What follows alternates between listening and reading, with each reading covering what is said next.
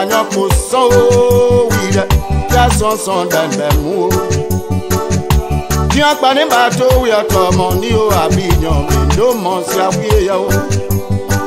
Kian se payan jijo mama. Kian se payan jijo re son ke. Wo kian ya kian.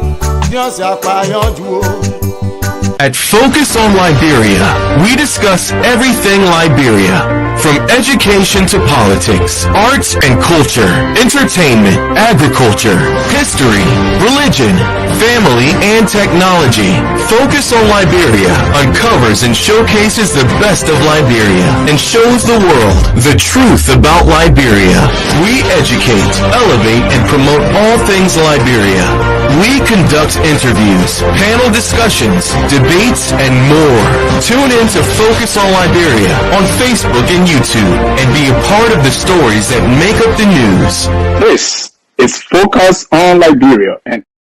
Hello, ladies and gentlemen, and welcome to yet another edition of Tough Talking Thursday. My name is Dennis Jai, and we are broadcasting from Atlanta, Georgia. In tonight's edition of Tough Talking Thursday, we're going to be looking at some major trending issues in our country, Liberia. Number one, managing Prince Y. Johnson in the MDR-UP alliance. They say no bad bush to throw your child. What you do with Prince Johnson? You know, in my village, they call that Mlinwi conundrum because he's good and he's bad. So what are you going to do with him? Now he's talking, and what will Mr. Boakai and the Unity Party do to manage Prince Johnson? Or should he be managed at all? We're going to talk about that. We also saw, as a result of this MDR-UP alliance, the Post and Telecom Minister, Kruah, has been fired. What do you make of the firing of Kruah? Also, Mr. Alexander Benedict Cummings of the ANC-CPP delivered a speech in which he drew a cutlass analogy. What does that mean? We're going to look at that. Also, Tiawan Gongloe hailed from Nimba. Did the appointment of Jeremiah Koung as the vice standard bearer for the Unity Party take away that leverage, that Nimba leverage? So, based on that, what is Councillor Gongloe's next move? We're going to be looking at all these with my regular panel. We have Dr. Abdoulaye Dukle, who is joining us from the nation's capital. Doc, welcome to the show. Thank you, Dennis. Happy to be here, and hello to everyone. Hello to Connie, Mike, and everybody who's going to join us. Thank you. I also want to welcome another panelist from Duke University, Ethan Book at Duke. Welcome, Thomas. Thank you, Dennis. Hello to both of you. Hello to the listeners. We want to welcome all our viewers from across the globe. We at Focus on Liberia, we do our best to educate, to elevate, and promote all things Liberia.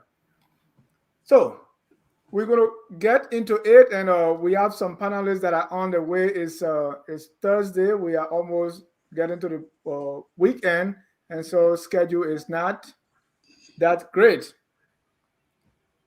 We also our panelist, Mr. Admin Salif, is under the weather, so he's not going to join us tonight. A lot of people keep asking me about the political bulldog, Mr. Anthony Sie, who is the host of the Hour of Politics. He is on a well-deserved break, but he's coming back pretty soon. And so keep tight. The bulldog will be here. The vice presidential pick of Mr. Boakai had made news. It had been making its rounds. So, and since that pick, a lot of things has happened. So before we even get into the topic of the day, since the time of Mr. Jeremiah Koung was appointed or was picked as the vice presidential runner, there have been some issues. There have been some development. Other people were breaking away, and then it puts the pressure on other political parties to say, okay, who's your VP? So, I mean, since the appointment of or the selection of Jeremiah Koung, Mr. Connor, let me start with you. How has it been? What else is going on? And how has it impacted the race? What's happening now? Well, since the selection was made, I think there has been some silence. On the day of the event itself, many persons said that whether the selection would be accepted by those who were being considered would be explained by their presence or absence from the program. And many of those whose names were out there did not attend the program. And so that raised some eyebrows. And since the selection was made, we've not really heard a statement from either Senator Yomble Kanga Lawrence or Mr. Henry Costa. So there have been some silence around there. I happen to have come across a chat with Senator Dillon sometime today, and he was like saying to the partisans of the Liberty Party to keep calm. But if I can summarize what came out of that chat, what he was saying was that they will do nothing to be able to continue the bleeding that Liberia is going through. But one of the other points he makes is that if Liberia really needs change, then we need to assess what that change is that we are going to hope for. So I think from that side, he said they were going to come out to speak. We're hoping to hear from them. I haven't really heard much from the ALP. So these are the two institutions that were very close to the Liberty Party we are hoping to hear from. In terms of reaction to the selection of Senator Jeremiah Koung, I mean, social media is awash with all of the responses. I mean, some people are saying this is a very good ticket, it's a winnable ticket. Some people are saying that he has some limitations. He used to serve as the co-chair of the Ways and Means Finance Committee in the lower house before he moved. So these reactions are out there, and I think they were expected, because you are not going to pick any single candidate and everyone falls in line. Whether it's the ordinary citizens, those who have party interest and all of that, there was always going to be a reaction. And I think on the side of the other opposition candidates who now need to select their vice presidential candidates, like you're saying, is putting a bit of a pressure. Senator Dillon confirmed that Mr. Alexander Cummings had visited Senator Kanga Lawrence before that former Vice President Boakai had gone there, and even Councillor Tiawon Gongloe had also visited her. The details of these visits are not out, but it's clear that everyone is trying to rebalance and be able to see what decisions they can make in terms of their pick for us to move forward. So I think it's going to take a week or so before we have definitive position of these major political actors. And then beyond that, I think the picks of vice presidents will be made and the lines will be drawn. The rest will be campaign. Thank you. Dr. Dugler, you've been part of these things for some time now, two times under President Sirleaf, running for the same thing. Based on what is happening now, do you think the 2023 is shaping up, or what do you see in your crystal ball? I think, hello first. I think 2023 has been shaped a while ago. I mean, since CPP, before CPP, we knew Boakai wanted to go for president. We knew Cummings was going to run. He said he's intended to run for president. He was not thinking about vice presidency. We knew Ure was not going to run. He's going to follow somebody. And he was the first one to say, I will support Boakai. And so I think the game was set. It was always about either Boakai, Cummings, or Wea. And now we have Gongloe and my young man Moniba, Dr. Harry Moniba. But I think they feel it's set.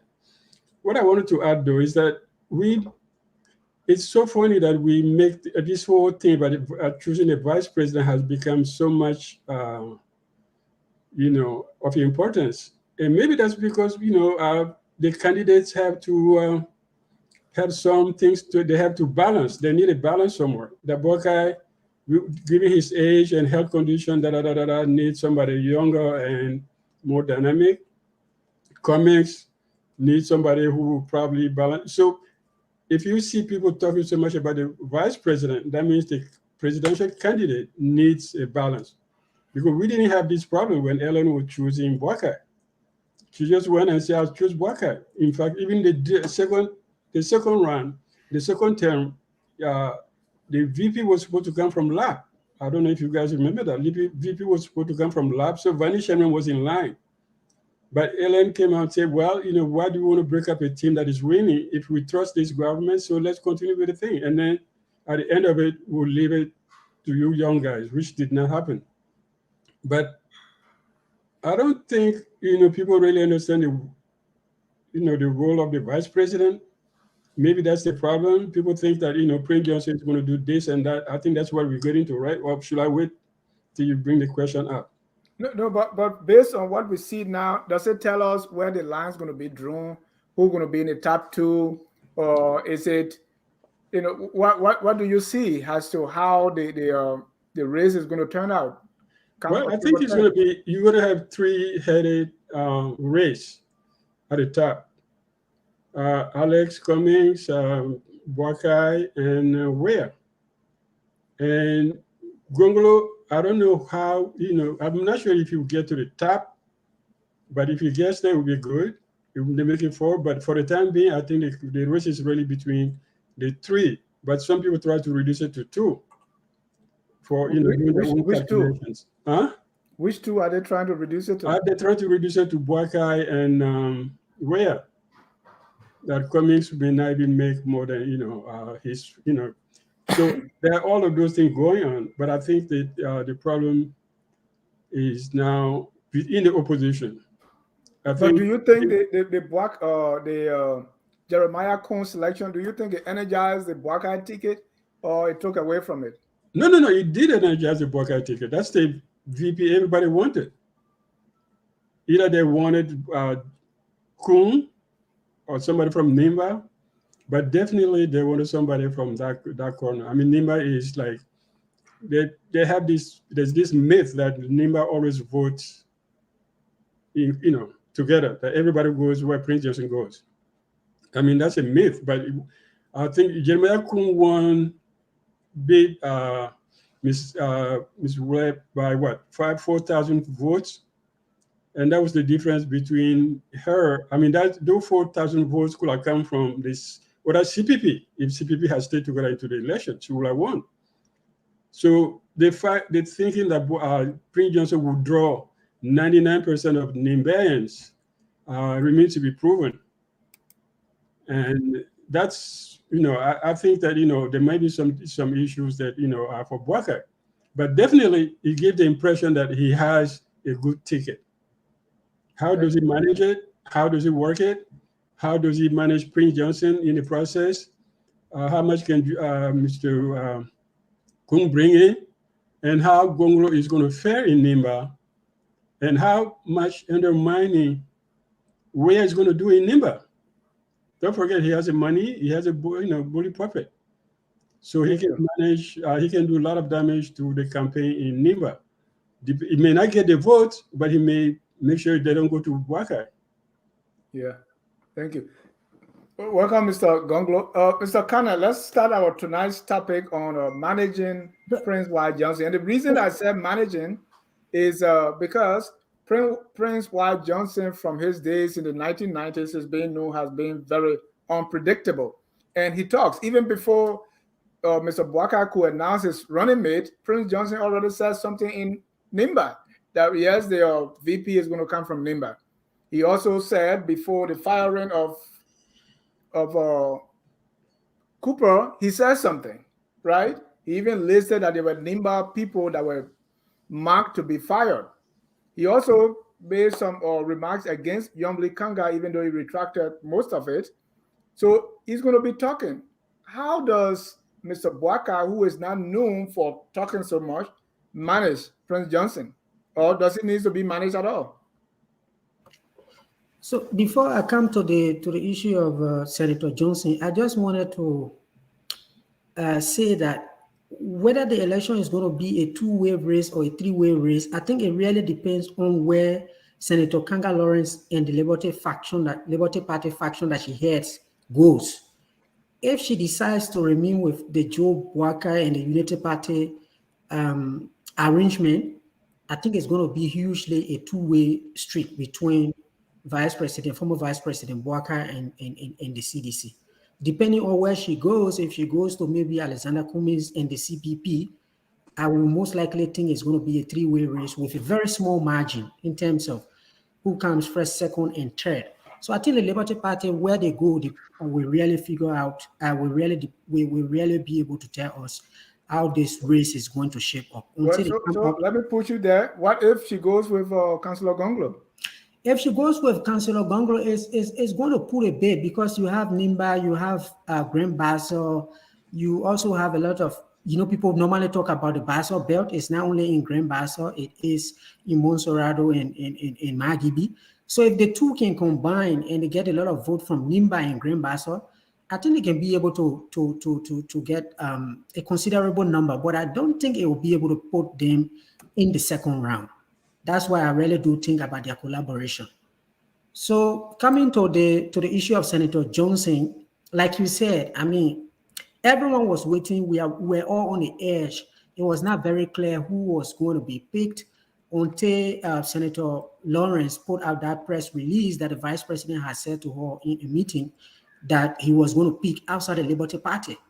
So that gave a lot of signal that it was going to be Senator Koung. But before that, Senator Johnson had already had this interview and he said it. And I'm not going back to the statement he made on Spoon TV.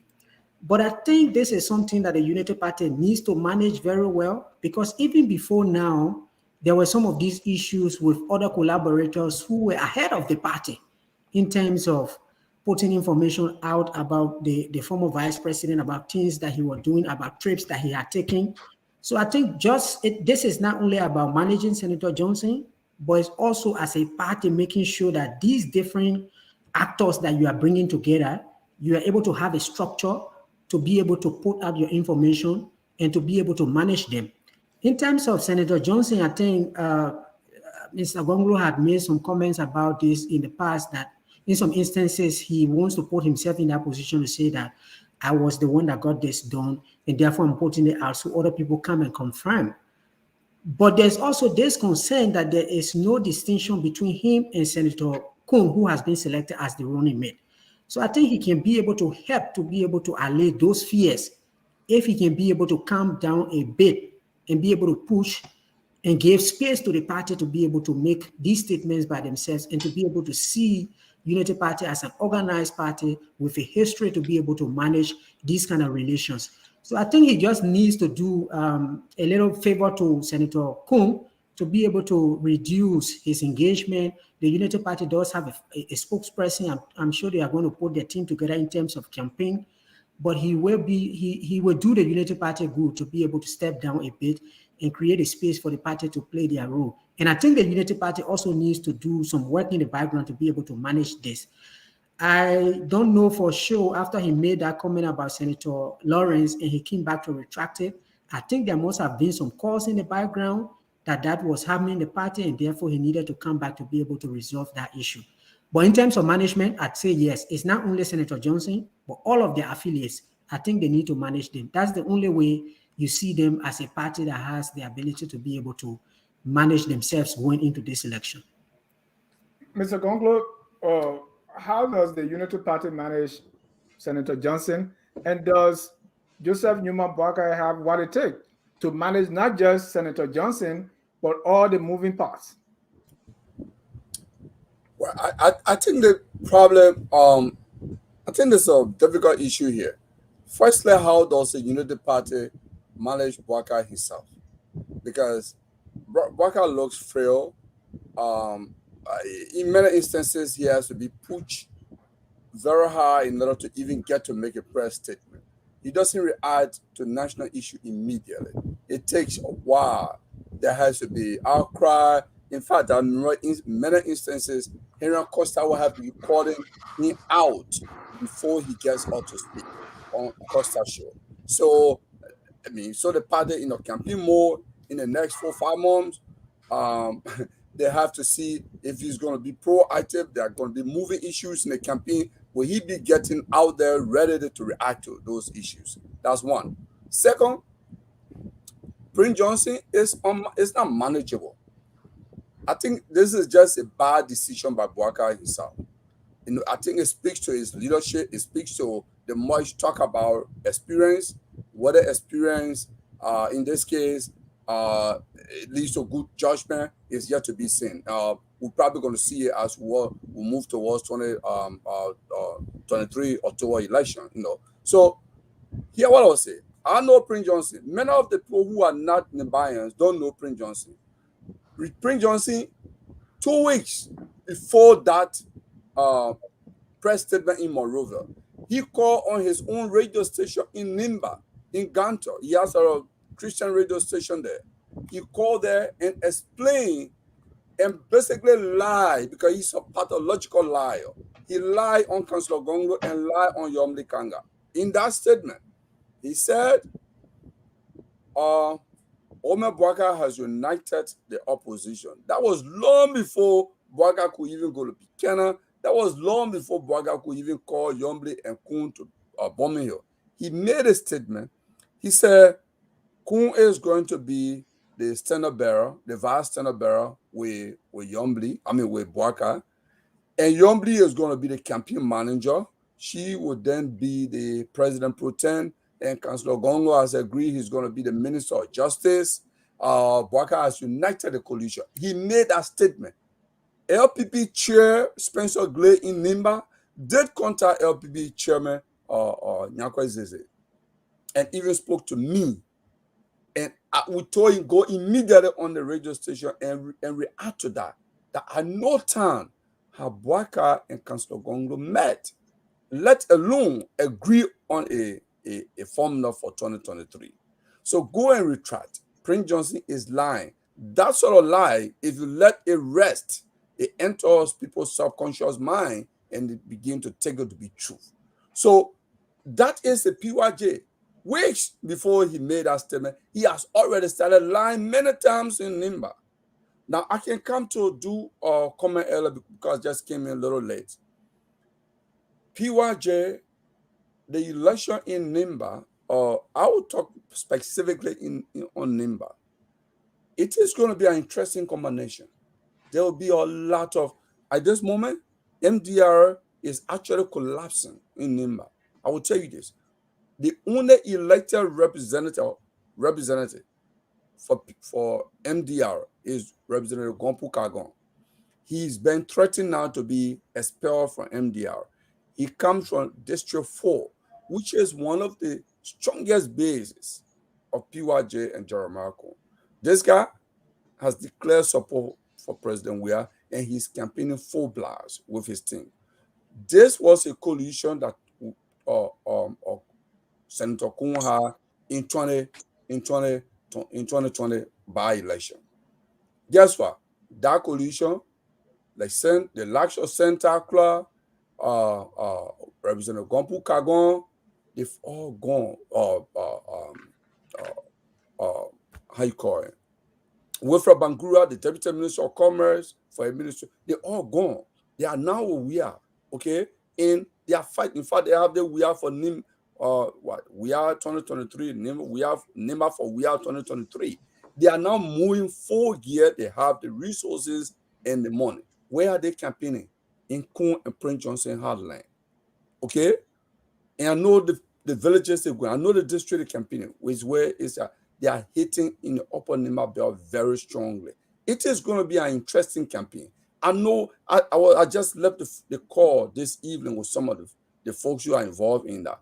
PYJ and Koung are crying. In fact, I have a credible report where Jeremiah Koung called Garrison Yelu, the guy who was just appointed as chairman of the Governance Commission.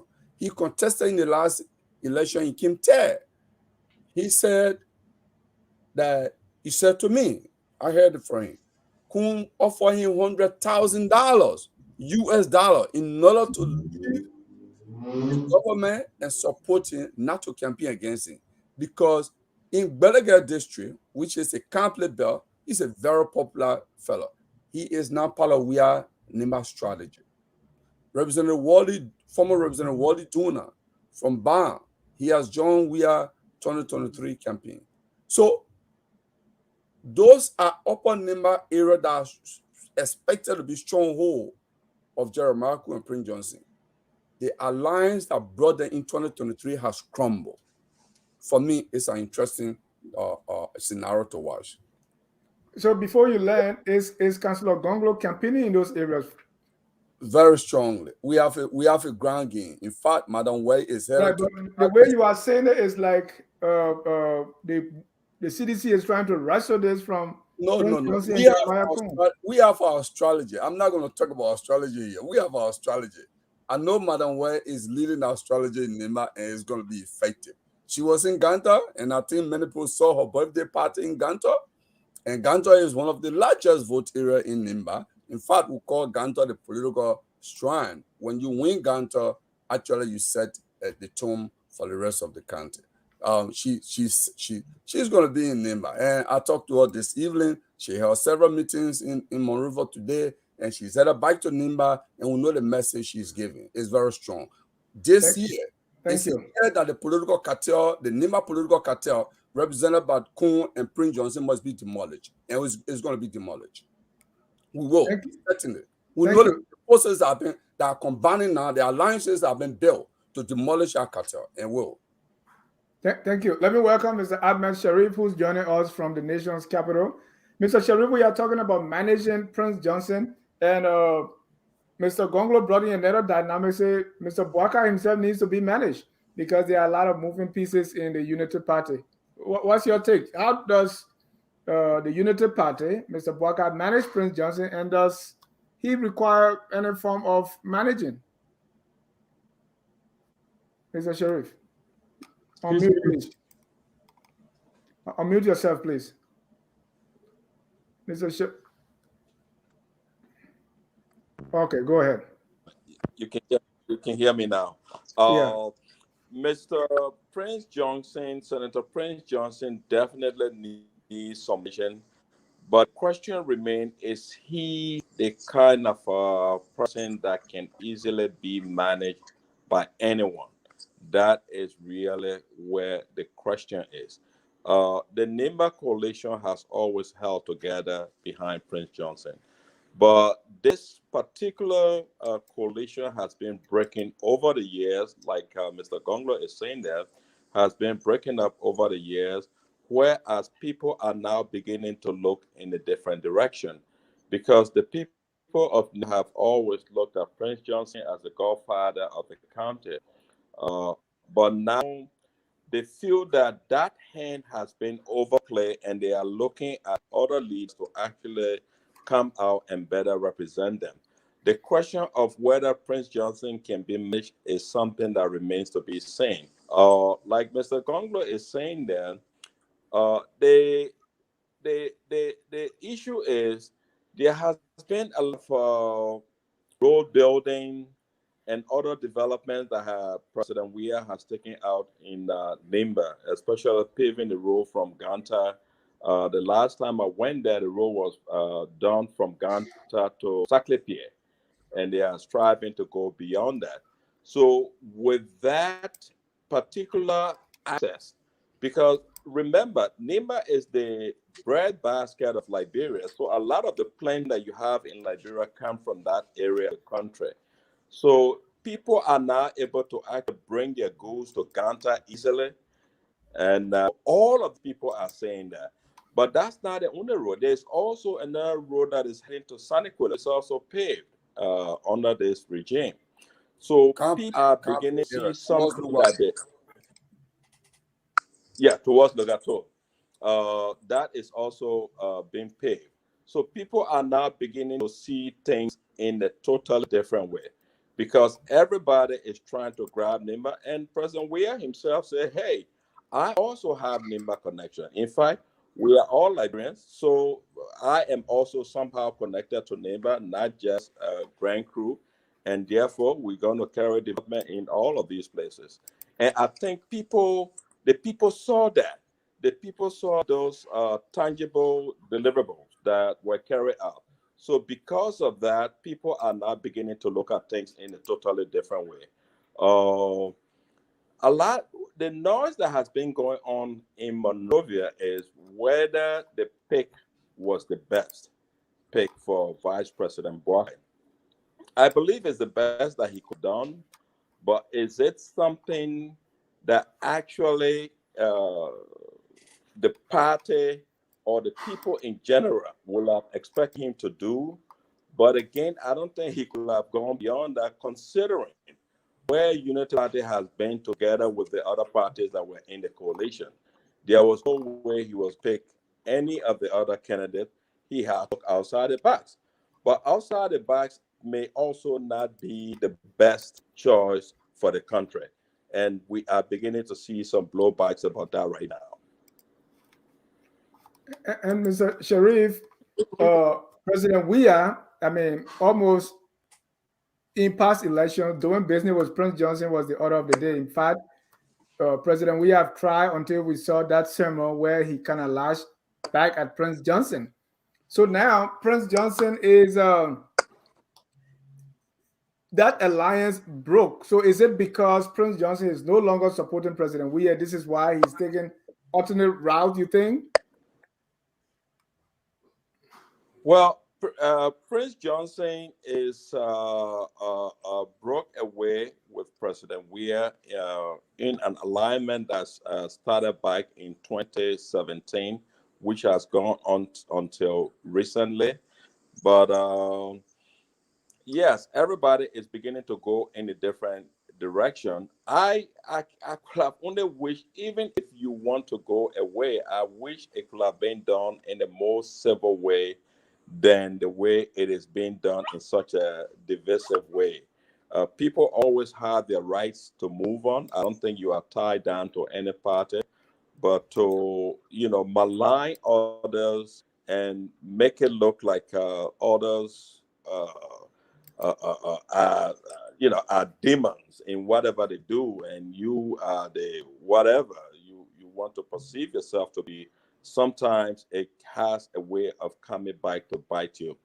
And I think the breaking away from CDC by Prince Johnson, I think it was a mistake.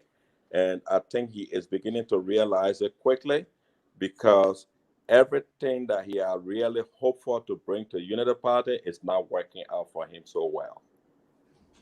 Maybe it's too early to tell. But let me go to Dr. Dukley here, who... Well, so far it's not working. All right. Dr. Dukley, you were with President Sirleaf, where Mr. Boakai was the vice president. And talking about managing Prince Johnson, is that something that you think Mr. Boakai can do? Or does Mr. Boakai himself needs to be managed? Has the pick from the vice presidential running mate brought on some hard feeling in the Unity Party and its coalition? Well, can Boakai handle it? Mr. Gongloe was Councilor Gongloe who said Boakai needs to be managed. I won't say that. I think anybody who runs for president has some kind of management skill. It may be good or bad. We may see it from different perspectives, but I will not go into criticizing them or say what he needs to do. I think Boakai, he has his team, he has a party, he's been there. No matter what you say, he could have, fallen apart. The UP could have fallen apart after the defeat in 2017. But somehow he managed to keep it going. And don't forget now, Boakai kind of got rid of everybody he didn't want to follow him in the process. He didn't want Cummings. He got rid of Cummings somehow. Maybe he didn't really want Uri too close to him. And not choosing his man, maybe he got rid of Uri too. So I wouldn't say,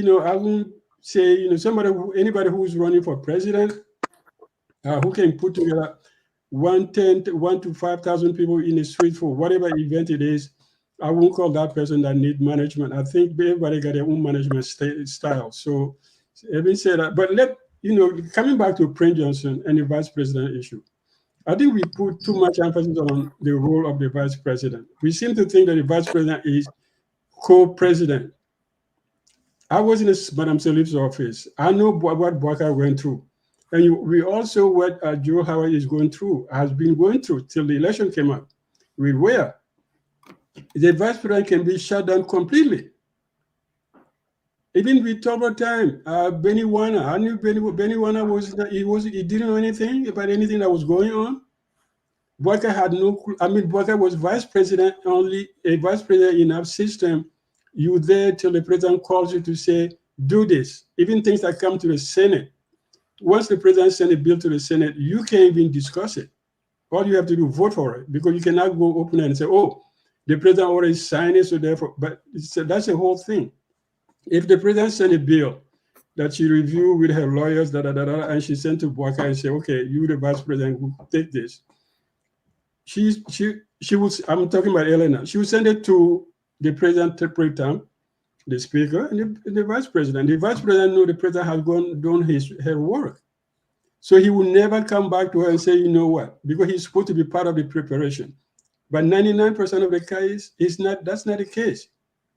The vice president is not a co-president, and we're putting too much emphasis on it, because maybe, as I said at the beginning, that every candidate that we have this year needs some kind of balancing act to have somebody to scale them. But I don't think it's that big deal. Managing Prince Johnson, well, he helped Madame Sirleaf in 2011, but I don't remember. I think he probably the president did more for Weah than she did for Prince Johnson, really. I mean, except I don't know whatever she did, maybe what she did for Nimba. But definitely I can tell you the President Sirleaf gave more overture to Weah during her term than she gave it to Prince Johnson, who helped her get Nimba. So I won't put too much emphasis on Nimba, the vice president needing to manage or all of that. Those are speculations. Anybody who can put a group of people together in the streets. But Dr. Douglas, let's face it. Let's face it, right? Because I would not agree with you on that, though. Absolutely, yeah. Yeah. Hold on, Mr. Gongloe. Let's face it, because the main reason people are fighting over Prince Johnson is Nimba. Yeah. Right, and he has done so. So eventually, he becomes the de facto campaign manager in Nimba County, and that's all he cares about. So you can't discount him in this point. If other vice presidents and people were picking vice presidential candidates not based on governing, but it's all about winning. Who can bring the vote, or who can bring the money in other cases? So vice presidential picks in these elections are very important. You can't discount that. And Mr. Gongloe, you go now, then Mr. Douglas. So I was just trying to disagree with your last point about Prince Johnson being so helpful to President Sirleaf in 2011. I mean, the evidence does not support that claim, that conclusion.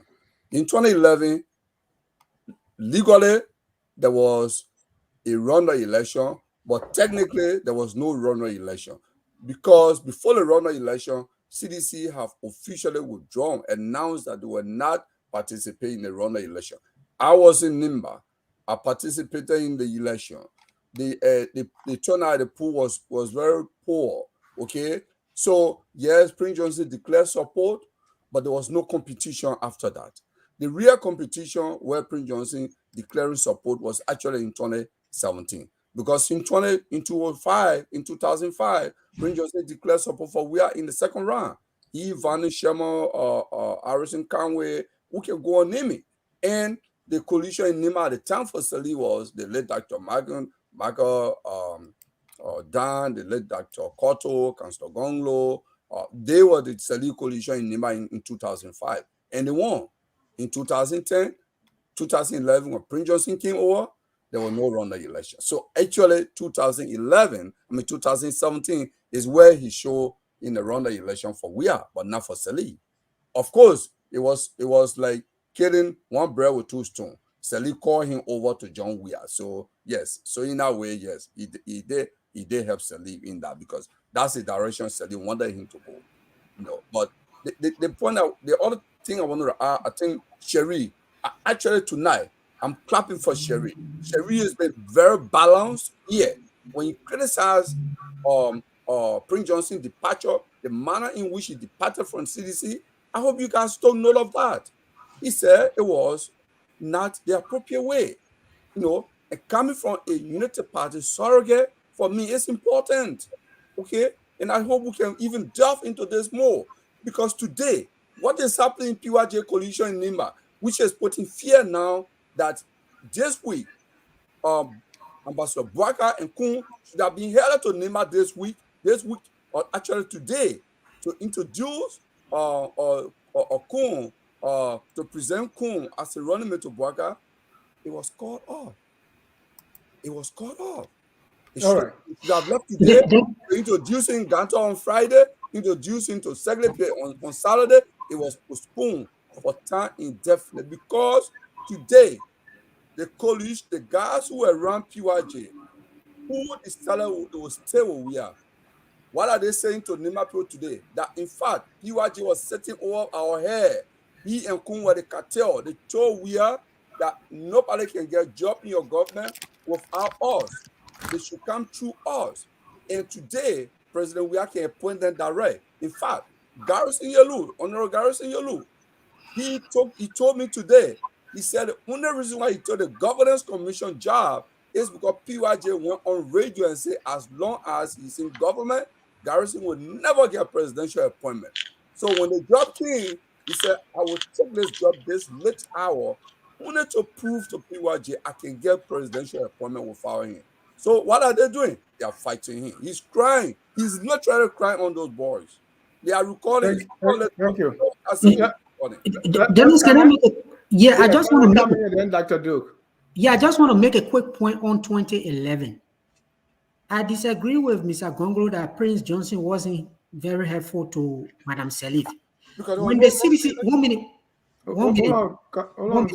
when CDC pulled out of the election in 2011, it created another burden on Madam Salif because she did not want the second round with CDC out for the turnout to be so low to the extent where she would prove to be unpopular with the Liberian people.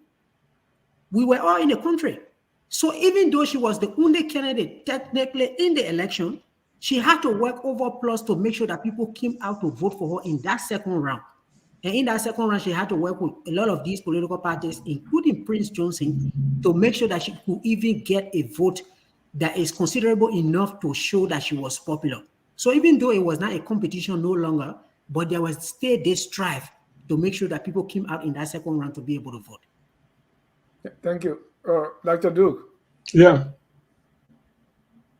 You were dismissing Prince Johnson. You know, I'm not dismissing. No, I'm not really dismissing him. There are two things that I'm trying to. 2 points.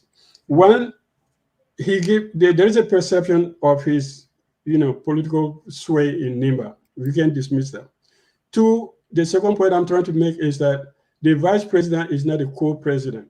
So we put in too much. I mean, we talked so much about this vice presidency because those candidates, both candidates need to be balanced somehow, need somebody to create another, impression. But I don't, I'm not dismissing Prince Johnson. I always said that. I said, well, Prince Johnson got something in Nimba. Either we like it or not, he got that hold on some part of the population, at least the old part of the population.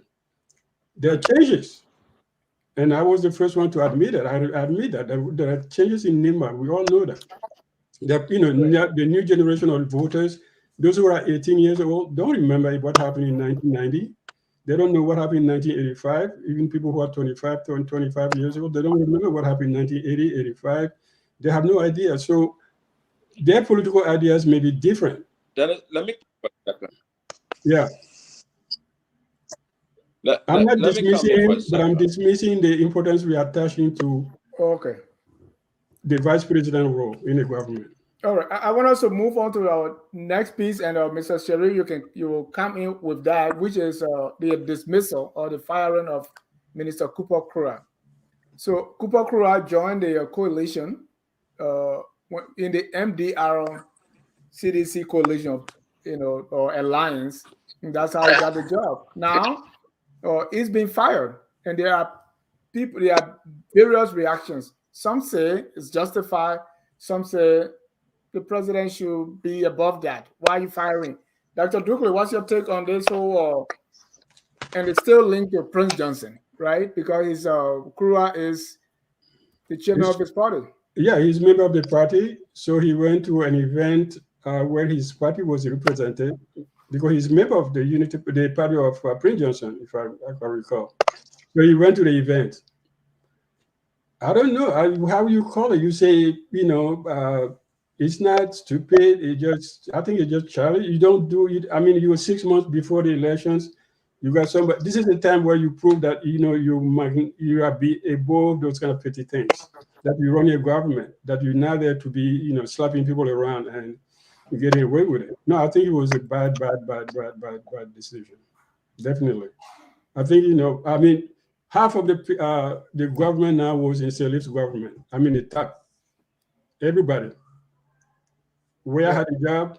Where had a job? But he got there because of MDR. Now MDR left the coalition.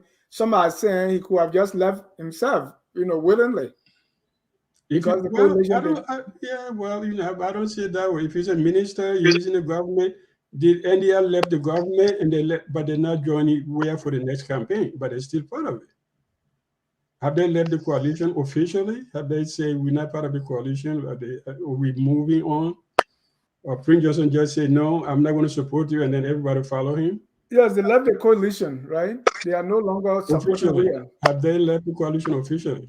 Does that pull him out of the government? That's the whole point. Does he need to be? Where was not part of Salif government. She was not part of Unity Party, but she had a job. Mr. Tuer was not part of Unity Party. He had a job. Salif, I mean not Salif. He was assistant to Mr. Salif. What's his name? McGill had a job in the government. A lot of them from CDC. They never left. They were part of the CDC. They go to CDC headquarters, and the next day they come. Eugene Nave, who was Secretary General of the party, and at the same time Minister of Information, but never left CDC officially, even if he was part of the part of the UP. So I think people do their job. If he's doing a good job, post a telecommunication, let him go for the next 6 months, and then let people think, oh yeah, where is above this kind of thing. You don't just dismiss him. I don't think it was good political move. Thank you, Mr. Sharif. So this happened on Friday. Carlos Gray, who also masterminded or was in the forefront of the Cabinet impeachment, had a Facebook post that Kruah needs to go. The president listened. The next day, he was gone. Dennis, I am smiling a little bit because our senior brother Ducle, what he was saying. All of the people that you are talking about, senior brother Ducle, the Samia Tuer, the other people that were in the Salif cabinet were not members of the cabinet. They were not members of the cabinet. Samia Tuer was not a minister in the Salif government. Let's get that straight. Now, Kruah, he McGill was assistant minister.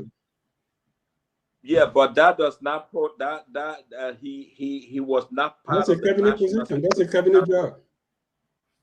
Yeah, he was not part of the National Security Council. The position of Minister of Post and Telecom puts you directly into the National Security Council of Liberia, which is a very pivotal job where issues are discussed for the government. Now, if you have somebody there who is already working with the opposition, I think that puts the government in a very awkward position.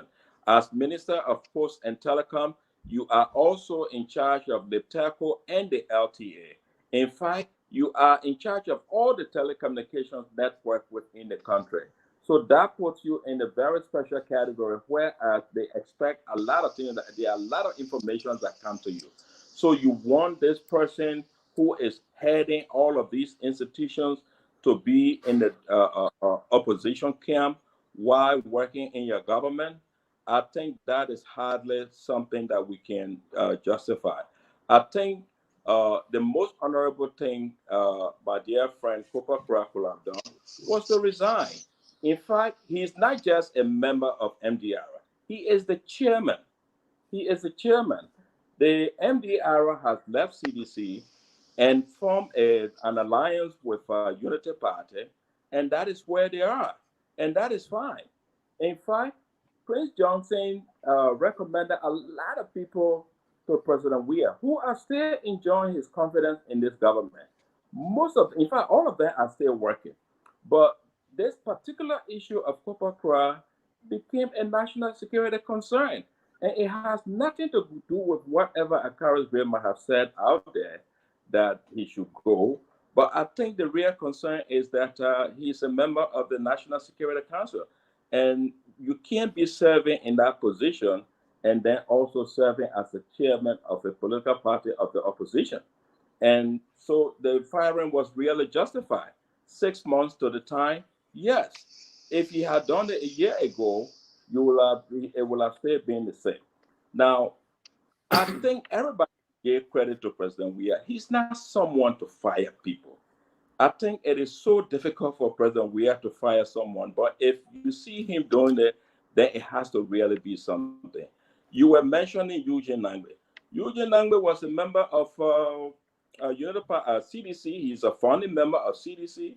Yes, he did become member of Unity Party, but then he came back to CDC. So all of those things are really clear out there.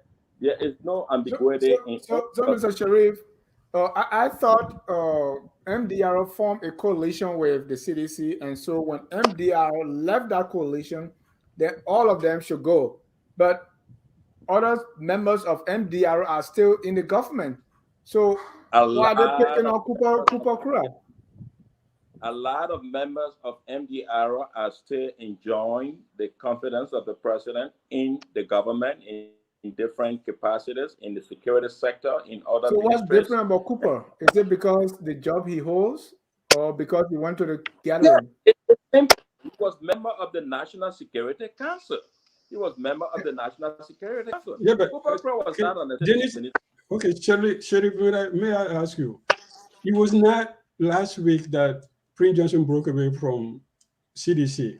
It's been a month ago, 2 months ago, 2 or 3 months ago. They've been talking about this. We know Prince Johnson had left. He said, I'm never coming back. He won spoon. He talked on his radio, at church, everywhere. He said, I will never come back to CDC. That was 2 months ago. So why do it the day after he went to a program? So he was taking for 2 months, debating the issue for 2 months? At that time, Brother Duke, Kruah should have done the honorable thing by saying my party has taken a different direction, and I think it is best if I put my energy on that side and just move forward. I think that would have been the most honorable thing. But you can't be on the National Security Council and then also serving as an opposition on the other side. I think that is really the key thing there. He's a member of the National Security Council. Yeah, thank you. Let me go to Mr. Kane before Gongloe. National Security Council, not CDC Security Council, right? So it's national. Why can't all of us be? No, Mr. Kane? Let's not do. So I don't. National Security Council. Can I please go ahead? The president created a National Security Council. Hold on. Ahmed, you were saying something. Just for you have 30 seconds. All of this argument about National Security Council, he has on the Post and Telecommunication, he has authority over LTA. If you just get to this point of this discussion, then I don't think you've been following the trend of events in Liberia. Because when Senator Johnson came out and said he's no longer going to support the ruling party, the president in his church made a statement on that day of his sermon. And one thing he said was that if you decide not to be part of us, then when you are going, you carry your people. So to me, it is not only the issue of attending the program. This is something that has been going on. And if you think that a specific cabinet minister is in a position where they have access to national security information, I mean, the president can do a reshuffle. You can shift the president to a position where they will not have access to national security information. But to me, this is something that has been in the making, and the issue of his attendance at the political party event of the Unity Party was just that point where the president decided to fire him. But this is something that has been a position of the party for a while. So this whole issue of national security and all of that, I don't think it just came to light now, like Dr. Duke was saying. And to me, there is one thing I can say here. it makes when he attended that program, a lot of people were saying that he's going to lose his job. He's going to lose his job. And when the president actually fired him, to me, what it does is that it makes the president very predictable. Because once everybody say you're going to do this and then you do it, it becomes really predictable. Anyone can predict exactly what the president is going to do. And the issue of the president doesn't fire people. We know what makes up the president cabinet. It's mostly people who were part of the party. It has always been this issue of our time. So he has not really even reached out for a cabinet rather than even going to the point of sacking people. So to me, I think the whole issue was political. It's nothing to do with national security issue. If it is national security issue, move into somewhere where he will not have the information. And then plus, I think when you talk about national security issue, I mean, I would talk as somebody who's been in two presidency. Every president creates their own national security. It's not something that is sitting. Your Minister of Defense is part of it, your Minister of Justice, your National Security Advisor, and if you want to add anybody else, we bring them. But those three are part of it. But to say that it's a statutory part of, I don't think, I don't think Minister of Post and Telecommunication, yes, it's one of the first ministries, but does that mean it's automatically part of the National Security Council? Yes. No. Yes. All right, let me hear from Mr. Gongloe on the firing of Kruah. Thank you, Dennis. And Mr. Gongloe, let me add to that his replacement also comes from Nimba. Is the president kind of maybe doing this to so that Prince Johnson doesn't get upset with him? Say, hey, Nimba, he took you away. Well, I will take the first one. I think the previous president Salif did that too. When she wanted to replace someone from any county, she actually replaced that person with somebody from that county. She did that in Nimba. I mean, she did that at FDA when she was removing the guy who was Mr. Wugbe at FDA as MD. She brought in Harrison Conway to be the MD, also from Nimba. When she was removing, I believe, I think Dr. Cotto, she brought in Otelo Gonga, but then she brought in all of Nimba person to be, I think, for 2 person to be the deputies to kind of satisfy that ego that we're losing ministerial jobs. So I mean, she did that, okay? Right, but it was with Nimba, right? Now we saw Kabina Jana and Kaba. With the President Salif say you. So I think all presidents they have their political consideration when they're making these things that we don't want to maybe for other region. But it's mainly about Nimba because if you can't replace someone, if you take a Nimba man, you got to put another Nimba person. Is that the pattern you see? It depends on the situation at the time. Every situation requires different approach, and you have to understand the scenario. That okay. If particularly in an election year, if you're replacing someone, not going to go take somebody from Lofa or from so it was politically expedient to go that route. I mean, I wouldn't fault, I have no fault with that approach. But here is the thing. Let's just get the information clear. Yes, it's true. Nathaniel Maggie was assistant minister at the Minister of Internal Affairs. President Sali appointed him. Of course, Sali is a masterful politician in Liberia.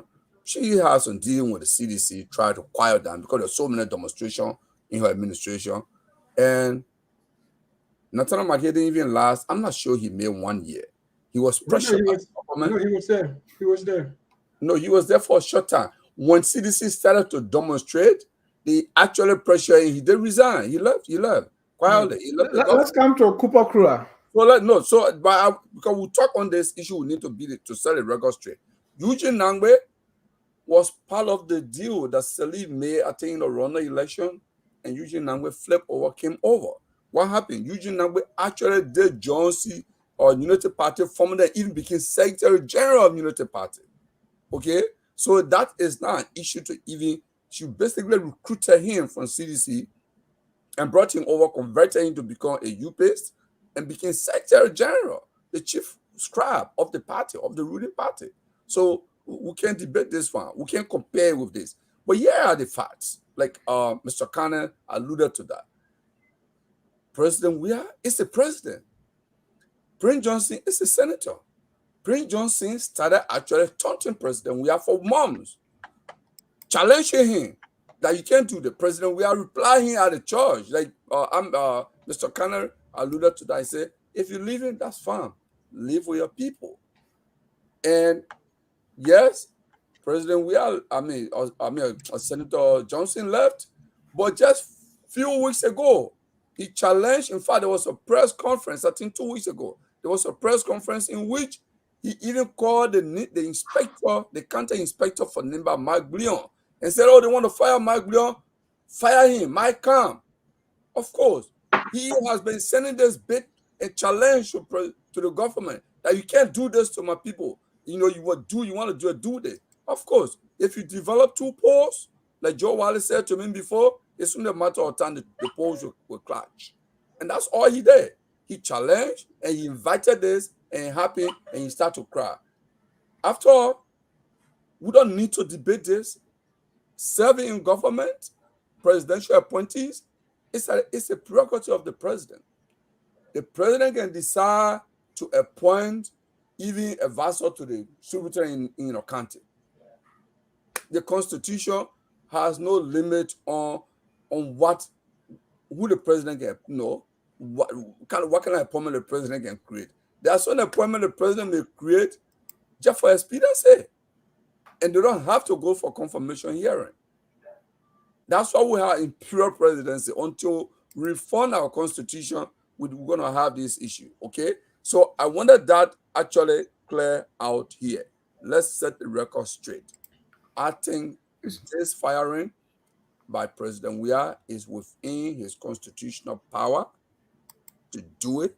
Other presidents have done it when they were challenged, and that's what he did. And the good thing is he brought in Nimba citizen to replace Councillor Kruah. And that's it. And this is a political year. So we don't need to force on this one. Okay, I know Unity Party people and other people might be crying, but that's what our constitution says. For me, I'm just being fair here.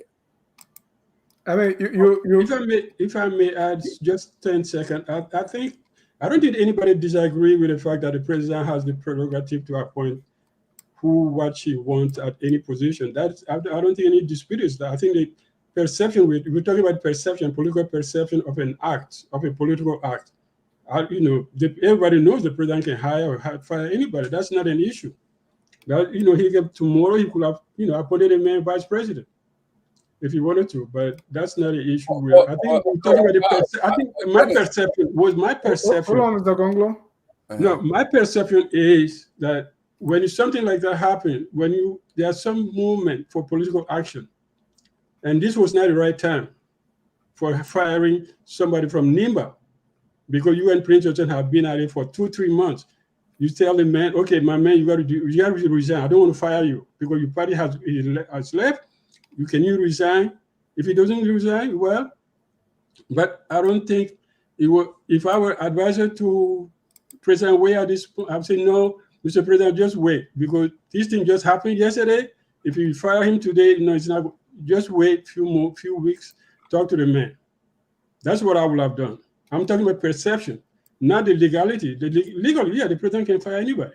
He can fire the whole government tonight, and tomorrow have a new government. Who cares?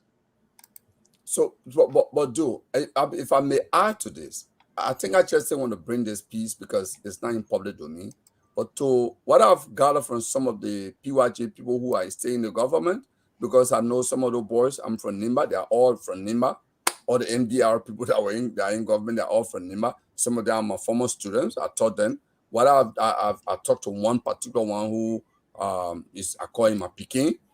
He explained to me that Councillor Kruah, all of them, after PYJ started having this public display with President Weah, they were actually called and asked to choose where they want to be. Along with Councillor Kruah, all of them said they want to be with the government and they prefer working for President Weah. If you read Akara's Gray post, he called him traitor. Who is a traitor? What is the definition of a traitor? Someone who says something to you and does something else. That's a traitor. He didn't use any I other word. call that a liar, not traitor. I call that a liar. He called him a traitor. Yeah, okay? I call the person a liar, not a traitor. No. Kruah called Councillor Kruah a traitor.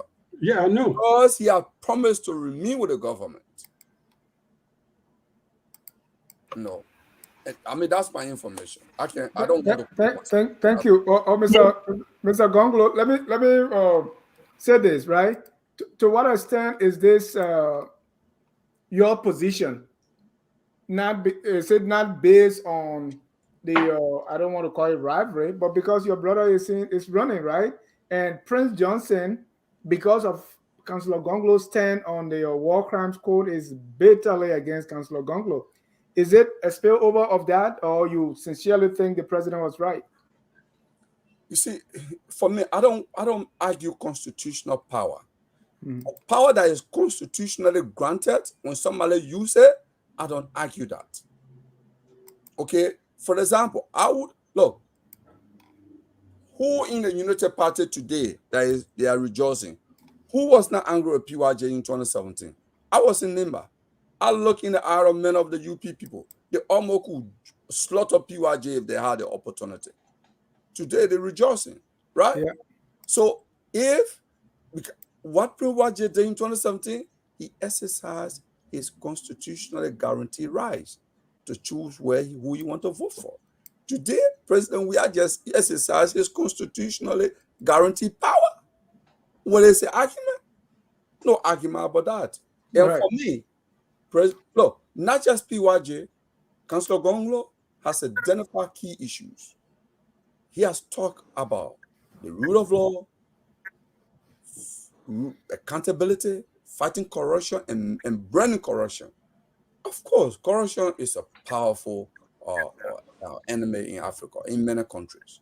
Okay? President Salim called it a vampire. It's difficult to get vampire. So today, Councillor Gongloe has many enemies in many circles who, when they listen to him, they say, this guy get power, we finish. Okay? So it's not just PYJ alone. So I don't even put the PYJ thing, I don't give it any relevance because where we are now and what we're seeing is inconsequential, really. I mean, thank you. Let's use that as a segue to our third. I know the pollution that is going on in Nimba in his own camp against him. So I'm so happy about that. Thank you. Let's use that as a segue to our next point, which is Councillor Gongloe. Now the Nimba factor in all our elections, as you can't deny that, right? The second most populous county, and so if you get Nimba on your side, you're good. So Councillor Gongloe, on top of his qualification to be president, hailed from Nimba, and that's what's a leverage. With the appointment of Jeremiah Koung, that brings I don't want to say take away, but it will slice his leverage as someone from Nimba who has the Nimba vote. So Nimba is up for grab. You have the president is playing there. You have Councillor Gongloe and now Jeremiah Koung.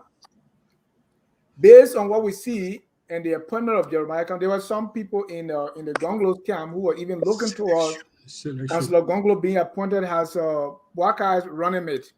So with all that has transpired within the last 1 or 2 weeks, where does this leave Councillor Gongloe? What's next move? Dr. Duke, you started with it, said, well, I don't know how it's going to be with it. So let me start with you. What is Gongloe's next move, Councillor Gongloe's next move regarding... I will give the microphone to my little brother, Gongloe.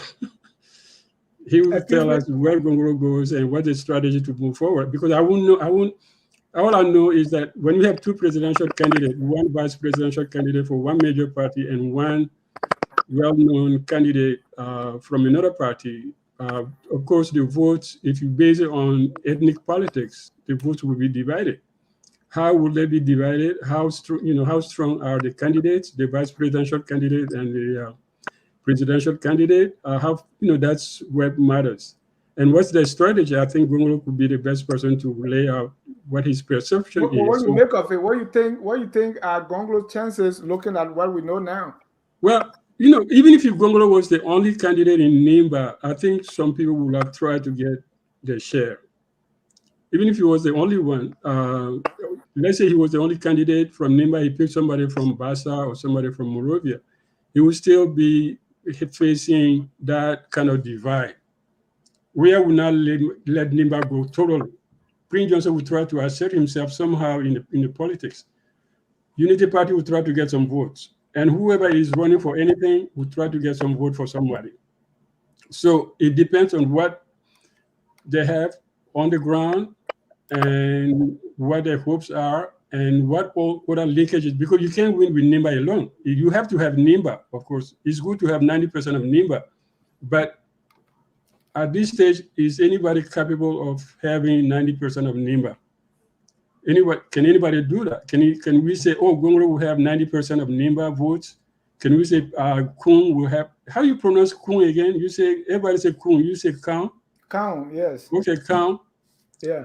How many votes will Koung get? So all that depends on your strength on the ground, how long you've been working on your campaign, and da. So I think Gongloe will be the best person to discuss this issue, really. I don't know. I will keep Mr. Gongloe for last. Let me go to Thomas. Thou shalt not live by Nimba alone. Where does Councillor Gongloe go from here? But every word that comes from the mouth of God. So there's one other factor I wanted to bring in here, because when this whole issue of Senator Koung came about, I think there were two things that were discussed. That if he did not get a slot as a running mate, I think to former Vice President Boakai, he was going to run as president. So if the MDR did put a candidate forth in the election for the presidential race, what would have been that scenario against Councillor Gongloe? So maybe one would say that for the fact that the MDR is now being has opted for a vice presidential position in the first round of the election, perhaps it puts him in a better position because he might be the only person from Nimba County running for the highest office in the elections. So there are all of these different calculations that will take place. But beyond Nimba, all of these counties, all of the votes from these different counties are going to be divided. Everyone is going to be divided. So, I mean, every political party can just try to make sure that when the division takes place, at least you are on top. But there is no way the entire Nimba is going to vote for one of these political parties, because right now, everyone is investing. Everyone wants to make sure that they can reduce the margin that this other political party is going to get, whether it's Nimba, it's Lofa County, it's Bong County, it's Monserrado County. So I think everyone should just go into it, depending on how aggressive you are with your campaign, depending on the resources you have, depending on the coalition that you will be. It will put you in a better position. So definitely, I would say that the only message that they send to Councillor Gongloe is that you might just have to work hard now, because if you were the only presidential, what's about forming an alliance with either Yombly or Cummings, or just say, hey, I'm going to go along? What's about forming an alliance with any of those? So like I said earlier, it depends on where the Liberty Party decides to go and who they decide to align themselves. But what should Gongloe do to maybe remain some of those people? So he has already had a meeting with Councillor, with Senator Yombly Kanga Lawrence. Maybe there is something that will come from there.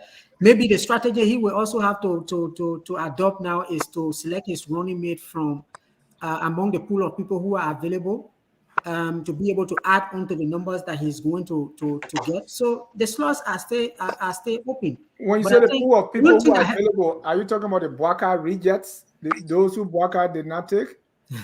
I mean, many of the panelists on our sister shows have said that other political parties were waiting for the former vice president to select.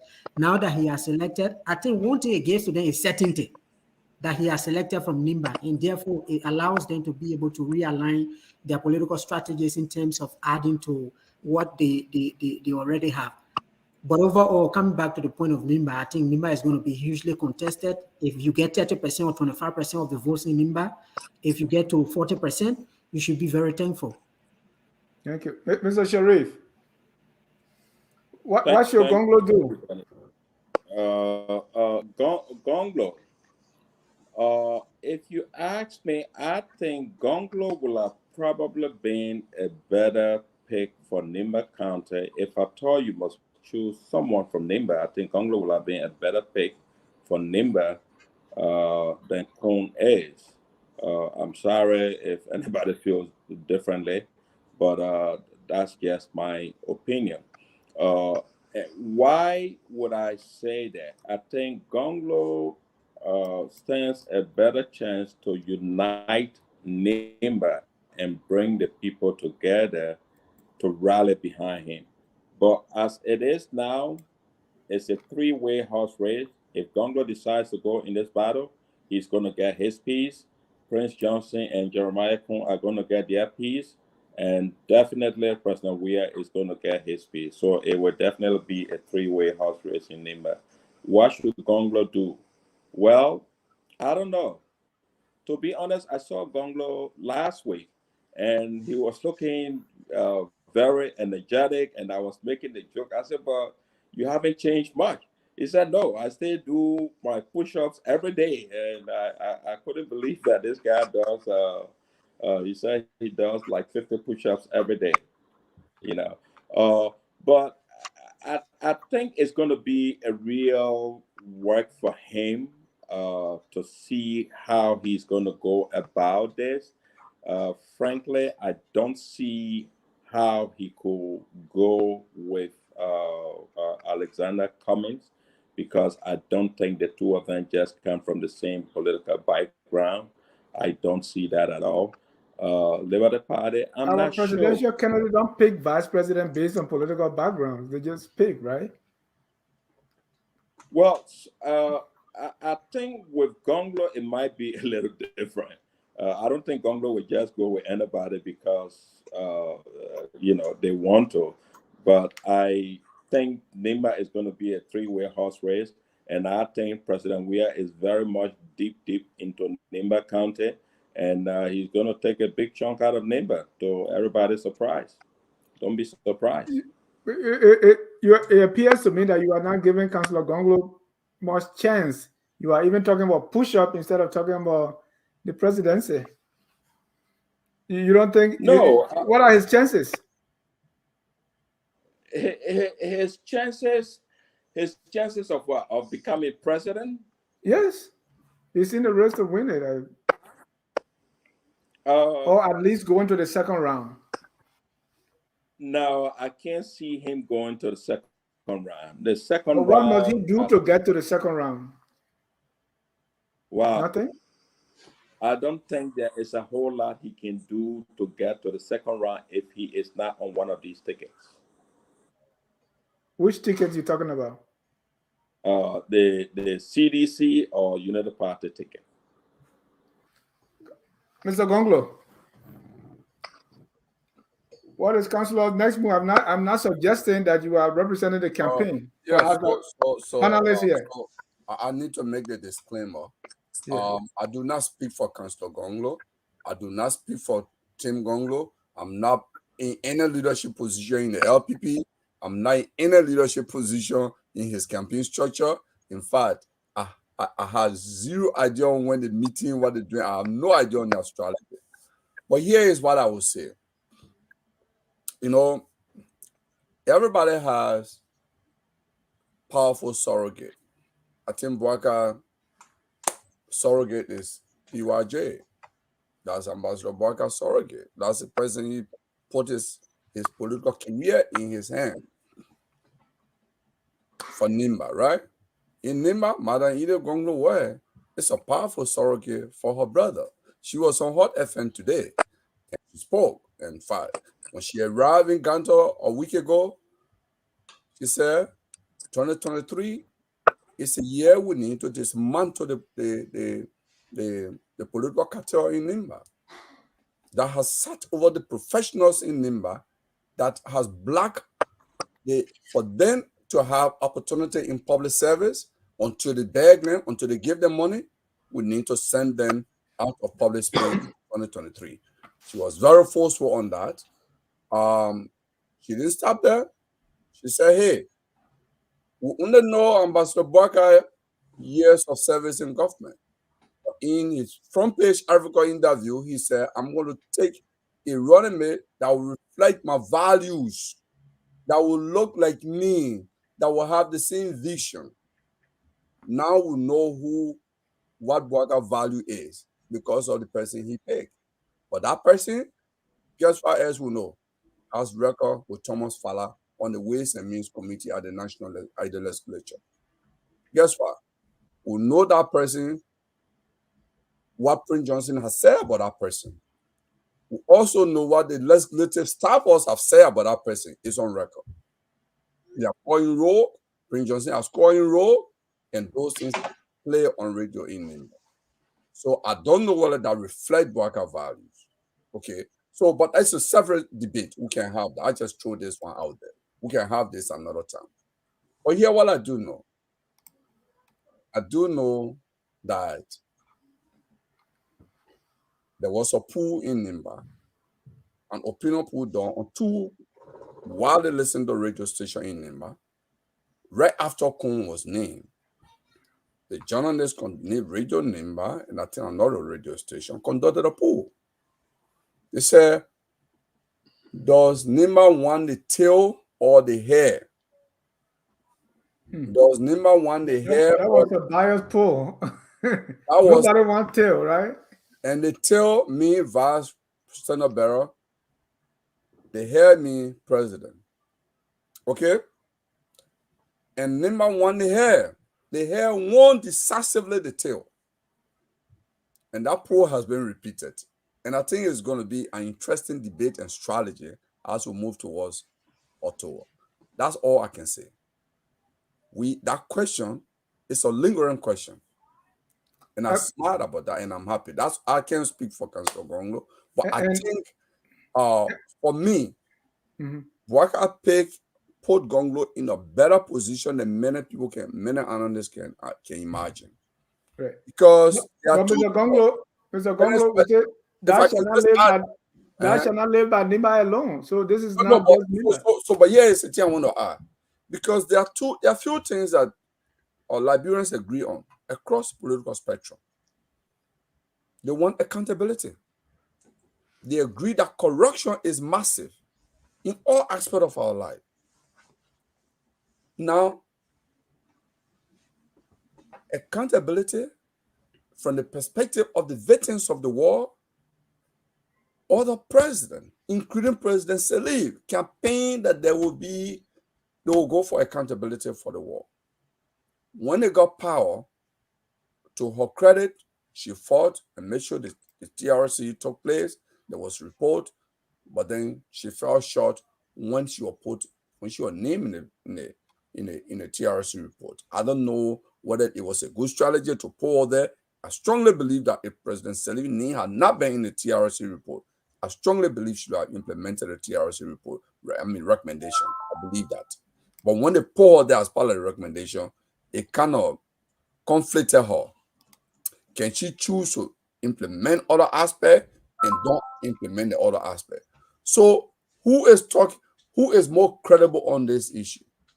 So to now have one of those who are measuring the recommendation to become a surrogate of Ambassador Boubacar, the message, the unambiguous message he has sent to the voters is that I'm not even hiding my position.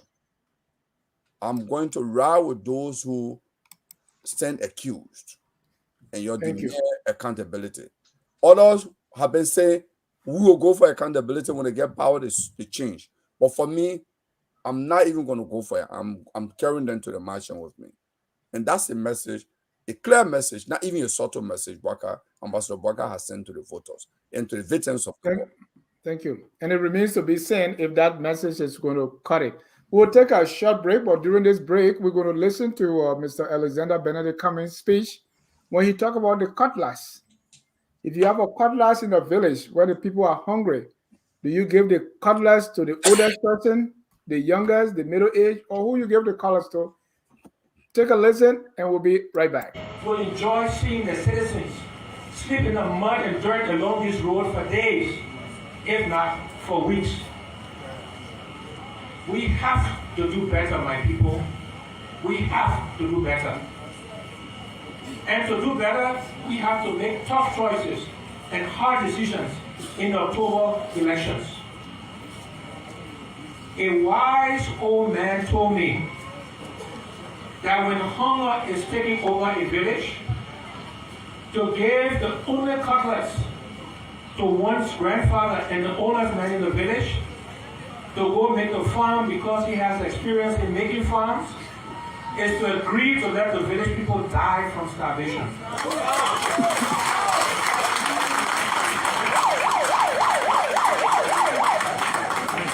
For things to really change in our country, we must not just change ruling parties.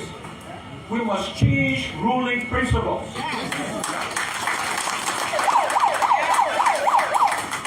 We need to stop treating our country like it is elephant meat that we can take turns to cut our own.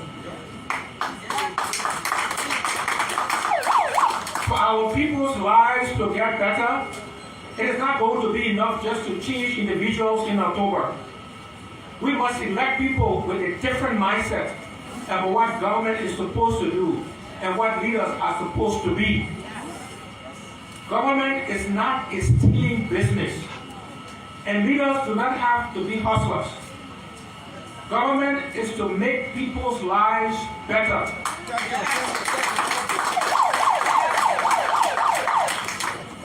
Leaders are supposed to set and live by higher standards.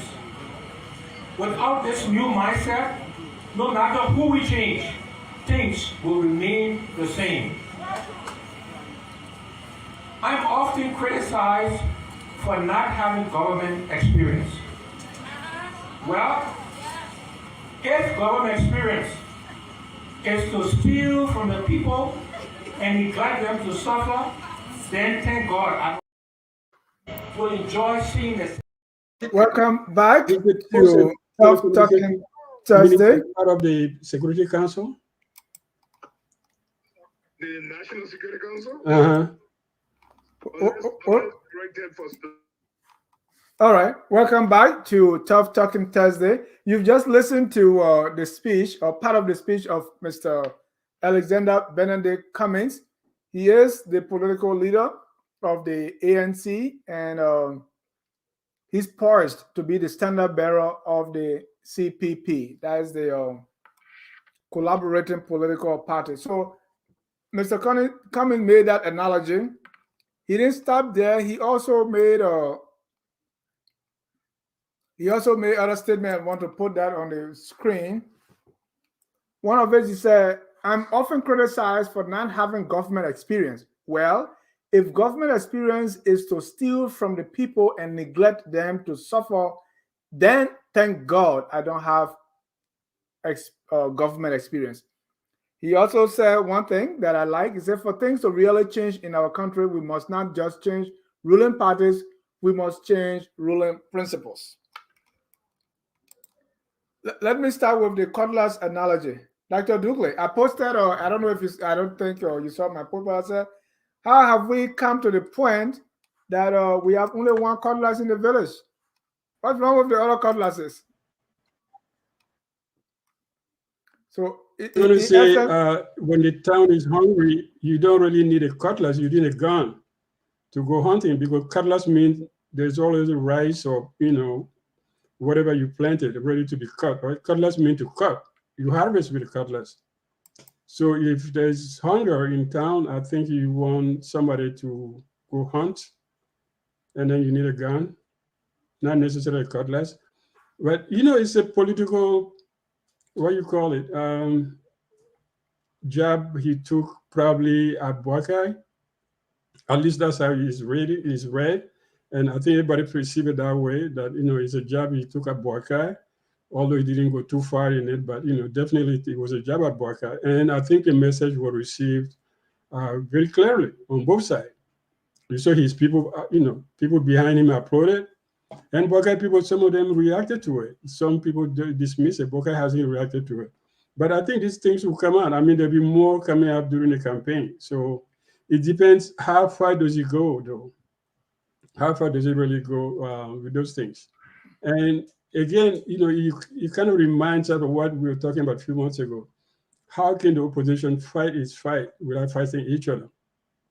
That is the big $1 million question. I think that's where everybody's going to be in the next 3 months. If they want to beat George Weah, how do they make sure they beat George Weah without beating each other to death? Oh, by the way, I just called somebody who was a member of the Security Council with Allen government for 12 years. The Post and Telecommunication Minister is not part of that National Security Council. Is not. Is no statutory member. So only if the president need that person, she will call him to ask questions. But the Post and Telecommunication is not part of National Security Council. That bothered me a little bit, so I had to go check it. I just talked to somebody who was in the government for 12 years, uninterrupted, as a member of the Security Council. Mr. Gongloe, in your own statement, you said each president can constitute their own national security. They created. But he was saying no. Mr. Sherry said he was part of the statutory member. I said no. I'm not sure. All right, Mr. Gongloe, Sharif is here, can defend himself. So I said the president create their own Security Council, National Security Council. You got 3 people who are always part of it. Mr. Duklin. Yeah, I asked somebody who was part of it for 12 years. He said no. Okay, all right. I was able to get the last part of what you said. I didn't get the whole thing. You talked. What I said was, I called him. Let me go ahead. Okay, now. We were specifically talking about the former Minister of Post and Telecom. And I said he is a member of the current Security Council. All right. That is clear. It's not. Hello, I'm coming, Dennis. That is what I said. And I still stand by that.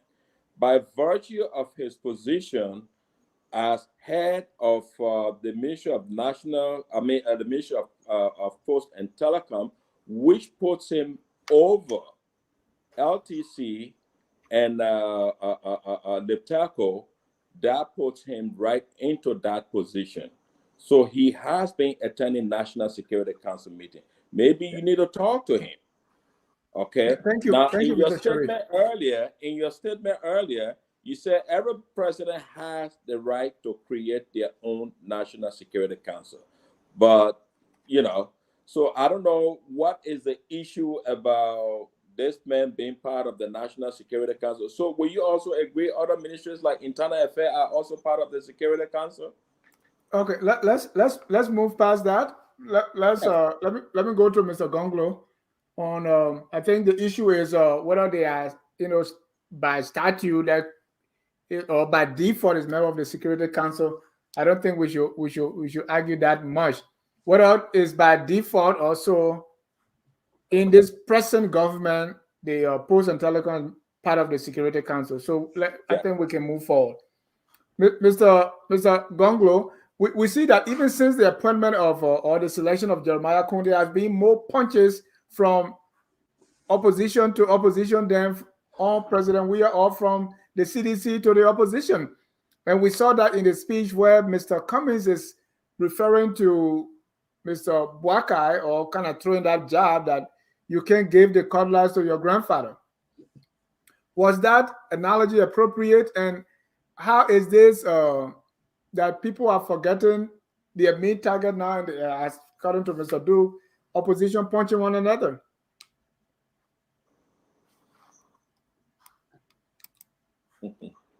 You are muted.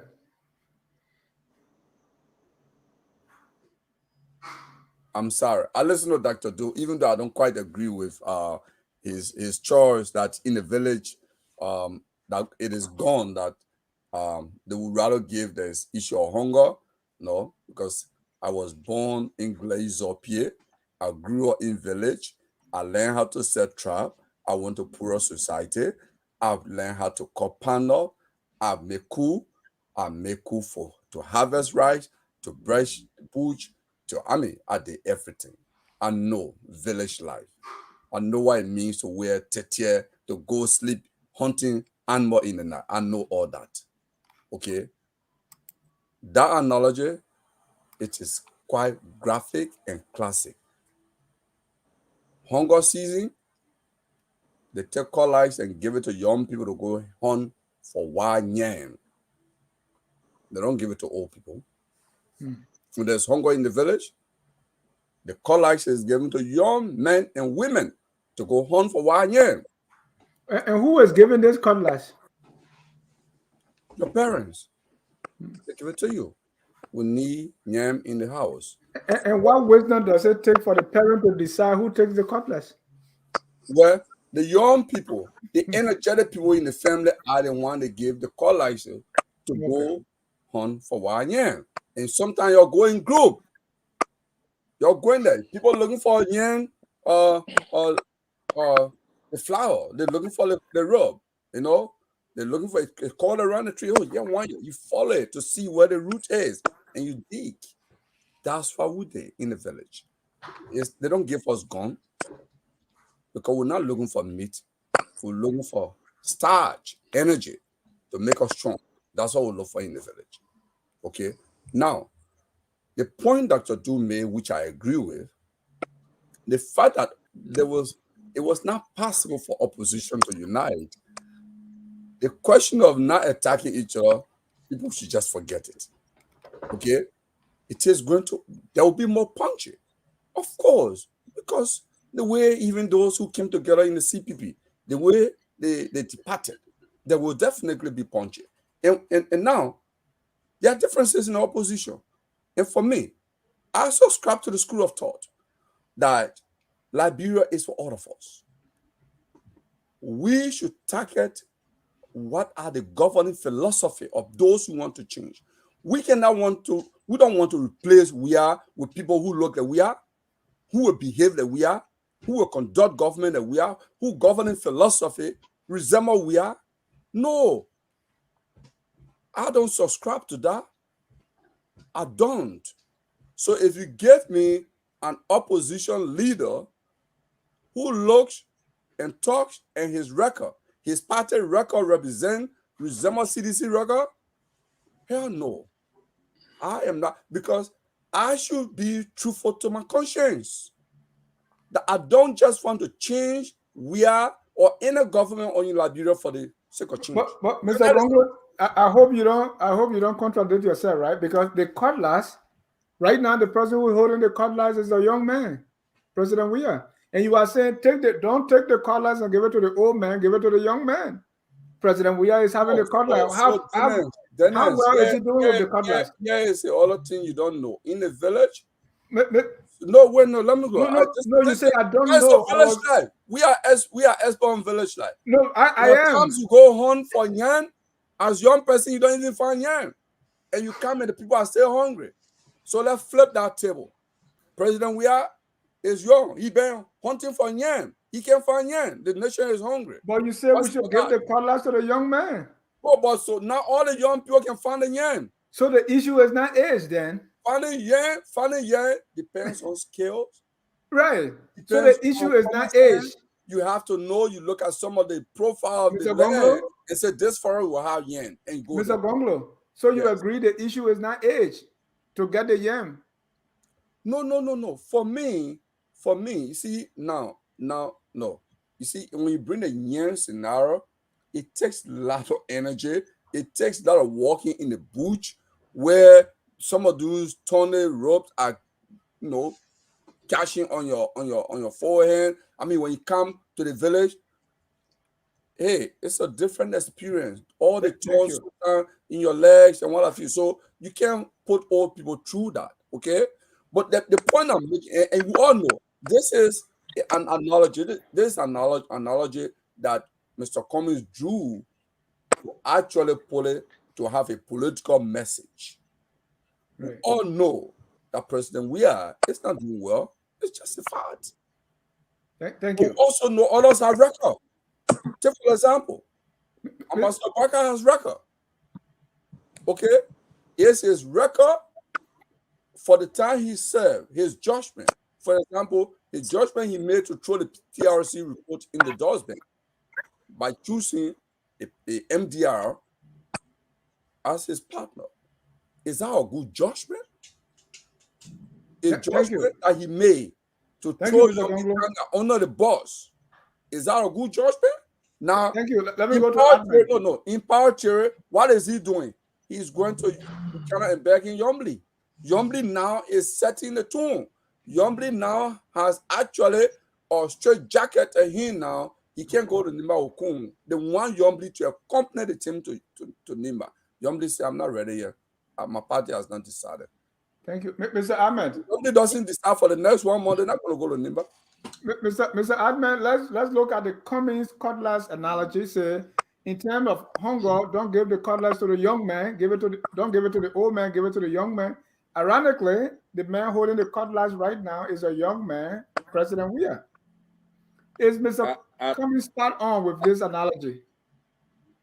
I think in Cummings' analogy that he's really talking about the opposition bloc in the first place.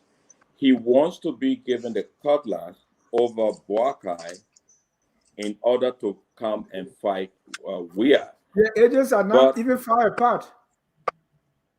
Between who and who? Cummings and Cummings and Boakai. So where's this? And in America, we talk about ageism. Should Mr. Cummings be talking age here? He is actually speaking. Well, there's a little bit of age difference there. It could be, maybe 5, but it's more than 5. It could be close to 10. I don't know. I'm not here to discuss age, but I think he's really referring that to Boakai and not to President Weah. What Cummings is really trying to look for, people should come to him, the opposition should come to Cummings, rather than give the cutlass or the mantle to Boakai, who is already an old man, to go and redeem them. I think that's what he's saying. He's not looking at President Weah in this case. That's what he's talking about. Now, but he has to be able to really come out of that in the first place. One-on-one with President Weah, there will be no second round. I think Weah would beat Cummings in the first round, where Cummings will not even make it. So the idea of giving him the cutlass, I think, is a really laughable and preposterous one. Now, in terms of what my brother that was talking about the senator from Grand Bassa, I think Yombly and Ure, they worked hard with Boakai over the years. I think they worked well together. But in the end, it didn't really work out the way they had all anticipated. Of course, I think she has a lot of political capital. I think she can, take that and do something else with it. But I'm sure whatever decision she makes, it will be in her own best interest and that of her people of Grand Bassa County. But I think in that sense, I can't see how she would go back to supporting Boakai in any case. And with that group, I don't see how Yombly would go on to support Cummings either. So it's just, politics is just waking up in Liberia now, because you go to see a situation where certain people are not going to come back together, regardless what. And that's why we have to open our eyes to really see what happens later. Thank you. Mr. Connor, in Africa, we regard age. So we don't so for Mr. Cummings, especially and in America, we say don't talk about ageism. If you are 10, hey, you are old, so you can't work. People are going to criticize you for that. You think Mr. Cummings calculated well drawing this cutlass analogy? So my position on this whole cutlass issue is, there's this thing in Liberia where sometimes politics, it gets narrowed down to specific phrases. When you look at social media now, everything is about the cutlass. But there were many points that he made in that speech. And to a larger portion of the speech, to me, he was actually just restating what the US ambassador has said. It was just like a restatement. So the portion of that speech that is from himself is not really much.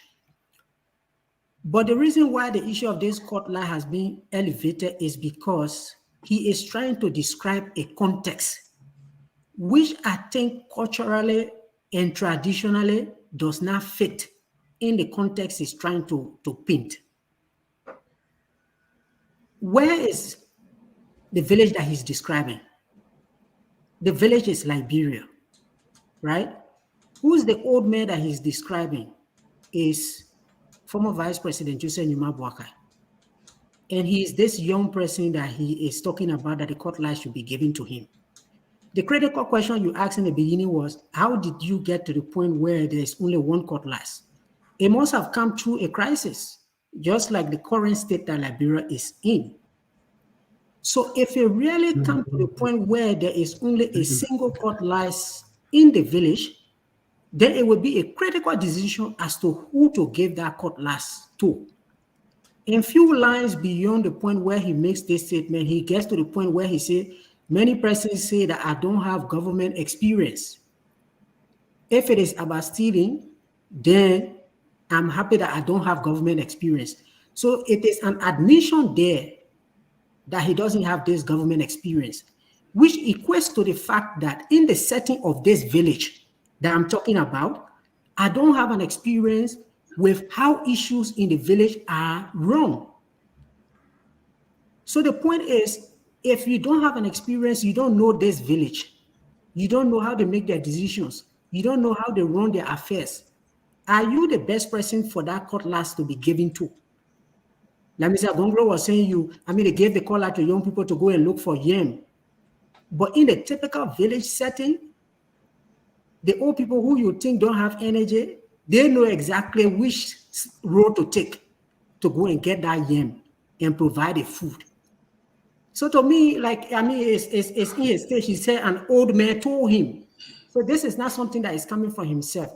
And I would think that, when that quote was given to him, that description was given to him, even his speech writers, they should have calculated how is that going to be interpreted. He was trying to hit at the former vice president, but it comes back to actually haunt him. Because the point is now, if you don't have the experience at this critical point in time, do we trust you to go and find the food when it is the only cutlass? Or the people should go with the old man, even though he would take some time to go, but he knows exactly where it is. He can go and pick up the yam or produce the food to be able to bring it. So I think it was the kind of intention to throw a bullet, but if you situate it within the context of the village and how decisions are made, how elders are respected in the village, that old man will be the one to even decide who that cutlass goes to. And he continued, I'm often criticized for not having government experience. Well, if government experience is to steal from the people and neglect them to suffer, then thank God I don't have that. Is this also an indictment that government equals stealing from the people? Largely in the history of our country, the government has been largely exploitative. There's a lot of research that has been done on what can actually make countries to develop and grow. And the point is that you have to build institutions. Institutions play a larger role. But over the history of the time our country has been existing, the government has been largely extractive, getting from the people and not giving them back. So there has been a lot of problem in that country. But again, the point you have to understand is that not everyone that has worked in the government of Liberia is bad by themselves. There are very good people. There are very committed people who have worked in this government, who have worked for many years and have come out of the government without any problem. So to just bundle all of the citizens in Liberia and say for the fact that you work for the government, you are a corrupt person, I think it's a bit unfair. You have to make sure to follow the individual to see if they enter the government and came out of the government with tainted character. That way you can justify, you can point to something and say this person is a corrupt person. While we do see that largely our government has been corrupt and extractive, I think there are good people who have worked for that country and we need to recognize what they have done. So to just put everybody in a blanket and see for the fact that you are associated with government, you are corrupt, I think it's unfair. Dr. Douglas, if you I'll just go oppose with, those two statements, huh? those statements, do they serve Mr. Cummings right? Well, he was talking to an audience. Maybe that audience wanted to hear him say things like that. But you say, okay, what do you make a speech? We always talk about these things, but we have to talk about context. Why is the speech coming 2 days after Boakai events? I would say no, postpone it 2 weeks. Don't do it right after that. You don't try to steal that thing. Let it go. Let it play itself out. And I don't, yeah, you can make parables and all of that, but really, it's all about messaging. It's where you say it, when you say it, and who you say it to. So you could say, oh, the parables are good. They could be good in some context, but some context they may be slapping somebody in the face, like Kanye said. There are a lot of good people in the government. There are a lot of good people who serve in the government from day one. They never get another job. They keep working. They do the same thing in the office. Money, no money. They wake up in the morning. They go to the office. They work. Either it's select government, this government, every government you see, there are people who are really committed and they work hard. And I think they deserve to be, I don't think everybody's corrupt at that point. I don't think the country is that corrupt. I think that the top people who control the system may be corrupt, maybe visibly acting like they're corrupt. But I don't think the whole nation is a corrupt nation. I think we have bad deal. We have a shaky foundation on many issues, but I think people deserve to be given credit. I mean, people work. They work for $50 a month. They work for $100 a month. They don't necessarily steal. They try to survive. And I think that I will avoid making blanket statement that condemn the whole nation together. Mr. Sharif, is government experience important here to Mr. Cummings, or not really? Unmute, please. Okay, good now. Go ahead. It is important to have some level of experience before you attempt to want to be president. I think it's the same in every place else. Seldom would you get somebody just coming out of the private sector and want to, run a whole country, even in the most advanced countries. These are people who are career, civil servants or career servants, elected people in their districts or in their states or whatever that may be. Now, but speaking of Mr. Cummings particularly, I think the experience is where he really missed the boat that night. I think what I was looking for in that speech, because I listened to it, he was talking about all the bad things that are in Liberia, how much aches he was in when he traveled to Nimba and going to the southeast, how much ache he was in when he went to Lofa, how much ache he was in when he went to Cape Mount. But you did not offer any solution on how you're going to change that. Because a lot of times in Liberia, people come and talk about how bad things are, but they cannot offer a single solution on how they are going to fix these things here. To me, that is what I was looking for. As far as taking what the American ambassador said, yeah, he said whatever he said, but is that really the role of the ambassador to now be like an auditor of a country? I'm not sure. I really like to know more about that. But I don't think that is something that anybody should be celebrating. Because if somebody comes to your country and begin to tell you all of these things, you have to also do some fact finding. Is it really true? What happened in these places here? Or what are the real issues? But every time we Africans, the white man speaks, we run with it. We say, oh yeah, the white people say so. So, we have that colonial mentality. It's like we can't grow out of it. Whatever somebody says that comes from America is true automatically. And we cannot do our own independent verification to verify whether these informations are true. And like somebody said, if you want the information, come to us. But what you are talking about, we don't know what you're talking about. So let's get the facts. So for Cummings to also take that and run with it, because I can tell you, if you want to be a leader, President Doe used to say, town trap is not for ride along. If you think whatever you are doing now is just me, well, you also get there and you will see what will happen. I think that's basically what it is.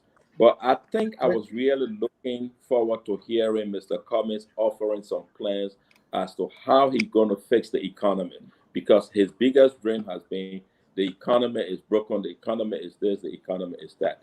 But yet he has not laid out one single plan, one single economic plan, how he's going to take this country from this perceived misery. He also said, for things to really change in our country, we must not just change ruling parties, we must change ruling principles. What do you make of that, Mr. Sheriff? True? We must not just change ruling parties, we must change what? Ruling principles? Ruling principles. Yeah, ruling principles. So what are his ruling principles? Listen. All right, I knew you were coming to that. What's that? Thank you, Mr. Gongloe.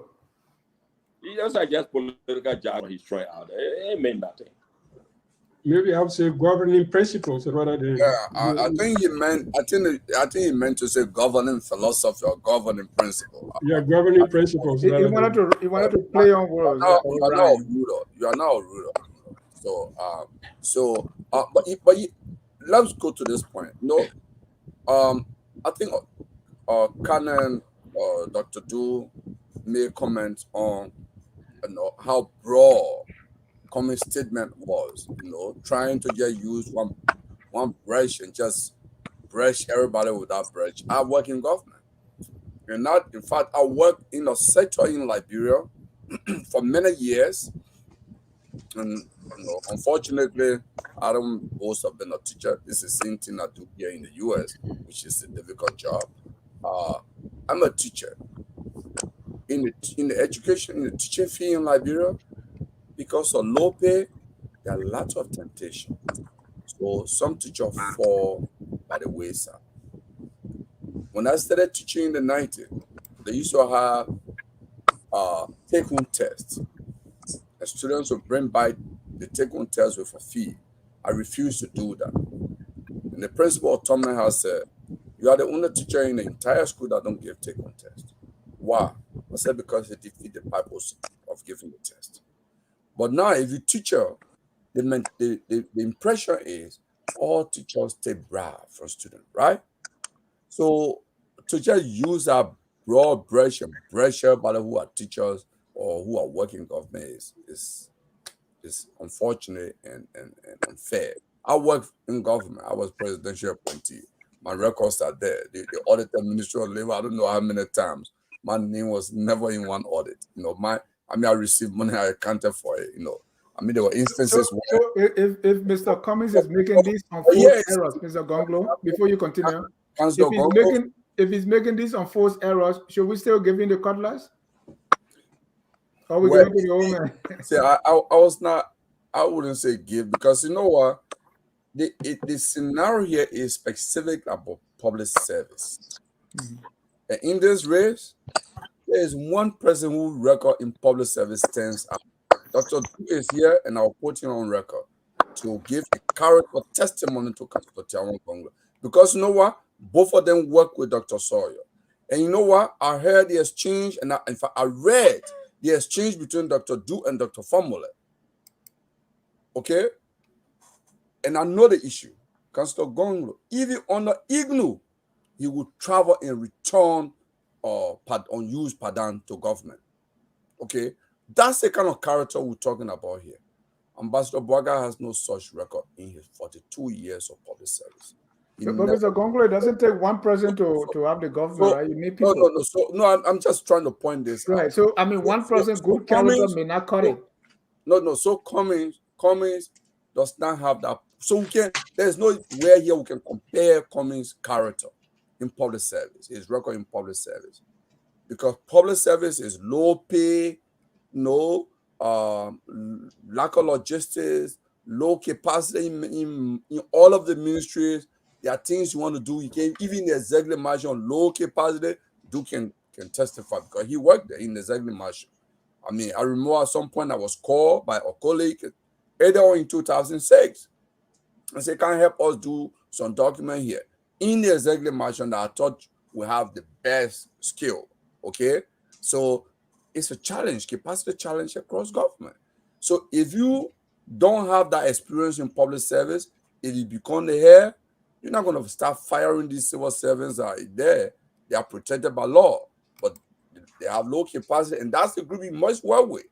Okay, so it takes managerial experience in public service to know how to navigate around these, and Cummings does not have that. So I think it is a very serious issue. We're not giving the call lights because this call lights is meant to make government strict, and it belongs to people who have the energy to make the government strict, and Councillor Gongloe does. Thank you. Oh, time is fast spent. As to Councillor Gongloe character, because we'll take I can testify to his character too. I know him. We worked together for a long period of time. And thank you for reminding me, HB, boy, my family called us intellectual mercenaries because we were supporting Ellen, but he became the national security advisor to Ellen. You remember that? Right. All right. Thank you so much. Those exchanges. I was in a chat room now on our email list. I read those. Yeah, I know. He called us intellectual mercenaries because we were supporting Ellen. Yeah. Our time is fast. They are calling on for us to open the phone lines. So we'll do just that for a few minutes. But let me hear your Tabata session or your Tabata of the week as I open the phone line. Let me start with Councillor Gongloe. Sorry, Mr. Gongloe. What's your Tabata of the week? My Tabata of the week is the naming of the VP by Ambassador Boaka, and after that, he goes to Bear Yomley in Buchanan. For me, if politically this woman was inconsequential, you just move on with your new train. You leave her behind. That was the essence. That Prince Johnson was going to be the deliverer. So why you don't need her anymore? Why go back to Buchanan? Why call her on the phone? Why send Mr. I don't know. For me, that's my Tabata. It doesn't make sense. Mr. Kane, your Tabata. By the way, in case you don't know, Tabata in the Kruah speaking or the Kruah speaking language means foolishness. Complete fifi, as my friends in Nimba would say. Is Tabata a word from Grand Kruah? Is the Kruah speaking? Okay, so then let me talk about something that happened in Grand Kruah. I think to me the interesting thing over this past week is the Senate pro tem response to the American ambassador. That the ambassador did not snub the superintendent of Grand Kruah. It was I think the superintendent that snubbed the ambassador, and the ambassador is saying nothing has happened. Did he visit the projects that the lawmakers are implementing? They are building guest houses and all of that. So to me, it goes back to the point where our democracy is such that what the executive should be doing is what the lawmakers take money to go and do. And somebody talks about it. I know Mr. Sharif will want to say, okay, the president is, when a white man says it, but whether it's said by a white man or a black man, is there reality in what that person said? And I think over the past years, our democracy has just changed because the executive is supposed to be implementing these projects with oversight from the legislature. But in our country, it is the legislature that does it. And then somebody talks about it, then you come back to confirm what the real issue is. So that whole exchange and his response was very interesting to me. Thank you. And on top of that, I don't know if you listened to the interview focused on Labroha with Solomon George. He called the ambassador a drunk. He said, in fact, when we asked him, as a landlord of the American embassy, we asked him to face the drainage to Soniwen. He didn't help us. And he had some choice word for the ambassador. Mr. Sharif, what's your Tabata of the week? My tabata of the week is the old man and the cutlass scenario by Mr. ABC Alexander B. Cummings. I think he really misunderstood what he really wanted to say. Because if you say, if you want this job, you gave the cutlass to a younger man, but the person that has a job is actually a younger man. But in his own mind, he was actually targeting a totally different person. So his whole scenario of a program or a parable about the cutlass did not really make much of a sense. Maybe he needed to redo his story properly. Dr. Douglas. Okay, my tabata is a picture that I saw of my friend Eugene Mabe in London at a game, one of those popular games, at the Arsenal game, with 5 people. I think the country going through too many problems for ministers to be showing that kind of expensive ventures. I mean, you do it, but you do it quietly. You don't post those things. We have 5 here watching, Arsenal play. Arsenal, what is the name again? Arsenal. Yeah, play. That's, 5 ministers, 5 people in London that was my tabata. That kind of, I said, no, he's a journalist. You know those things. You don't put certain things out. You watch your game, you go home. You don't take your picture with 5 people and say, we're here. We are government officials. We know government is paying for those things. Yeah. I know it happened. Somebody may say, yes, Sir Lifetime. Yeah, I know Sir Lifetime. Some people went to watch games in London. They hide it. They were trying to hide it, but they will call and say, you know what? You don't do this anymore or you're going to lose a job. Thank you. So For some reason, we are having issue with our phone lines, so we'll not be opening the phone lines tonight. We're sorry. My tabata of the week is the response of the opposition to the Buakai pick. I mean, opposition should remember, like the ANC and the LPP and other opposition parties, you should remember that you are going against Buakai as well. So why are you faulting him for his pick if that should supposed to give you an advantage to beat him? So why you try to query him? If I'm going to play against you and you pick Fisi team and then I pick the Silencer and the Opon, they on my side, we just go and massacre you, right? So why are you complaining about a man pick if that's supposed to give you the advantage to just go and beat him? So to me, it appears that they were waiting for Buakai to has the only person that can beat Buya, and so maybe they kind of did not believe themselves. That's why you will complain about other people's pick. To me, that was tabata. I know, Mr. Gongloe, you want to react to my tabata? Yeah, because what you say is untrue. Is misleading. Okay, go ahead. The thing is, I think it's part of the politics. So you X-ray your opponent choices because it reflects the kind of judgment you make if you sit in the executive mansion. So that's why people make or comment on that. It's not that you should be mute and say, oh, let me just clap for this. Because you know what? There is a probability chance that anyone who is going to be in the race, they could win, right? If you win, President Weah could win. He has 6 more terms. Buakai could win. Gongloe could win. Or Cummings could win. That's why even when Cummings had Louis Brown or Donald Chia and all the UP people were criticizing if you follow that, all the UP people for double standard. Today, let me just flip. They're criticizing Buakai for Prince Johnson too. That's all. Let's go to our viewers for their own tabata. Jacob Molly, my tabata of the week is UP's weak fail avowed strategy of North Central Alliance. Yeah, people were complaining of Southeastern, now we're hearing North Central Alliance. How's that so? Flomo Livingstone, my tabata is Kalebo Gongloe obsessed with JMB and the Unity Party. Tipo Dempster, my tabata of the week is Koji press conference today. Rukas, my tabata of the week is with the hypocrisy coming from the CDC, ANC about PYJ support to UP vice presidential pick.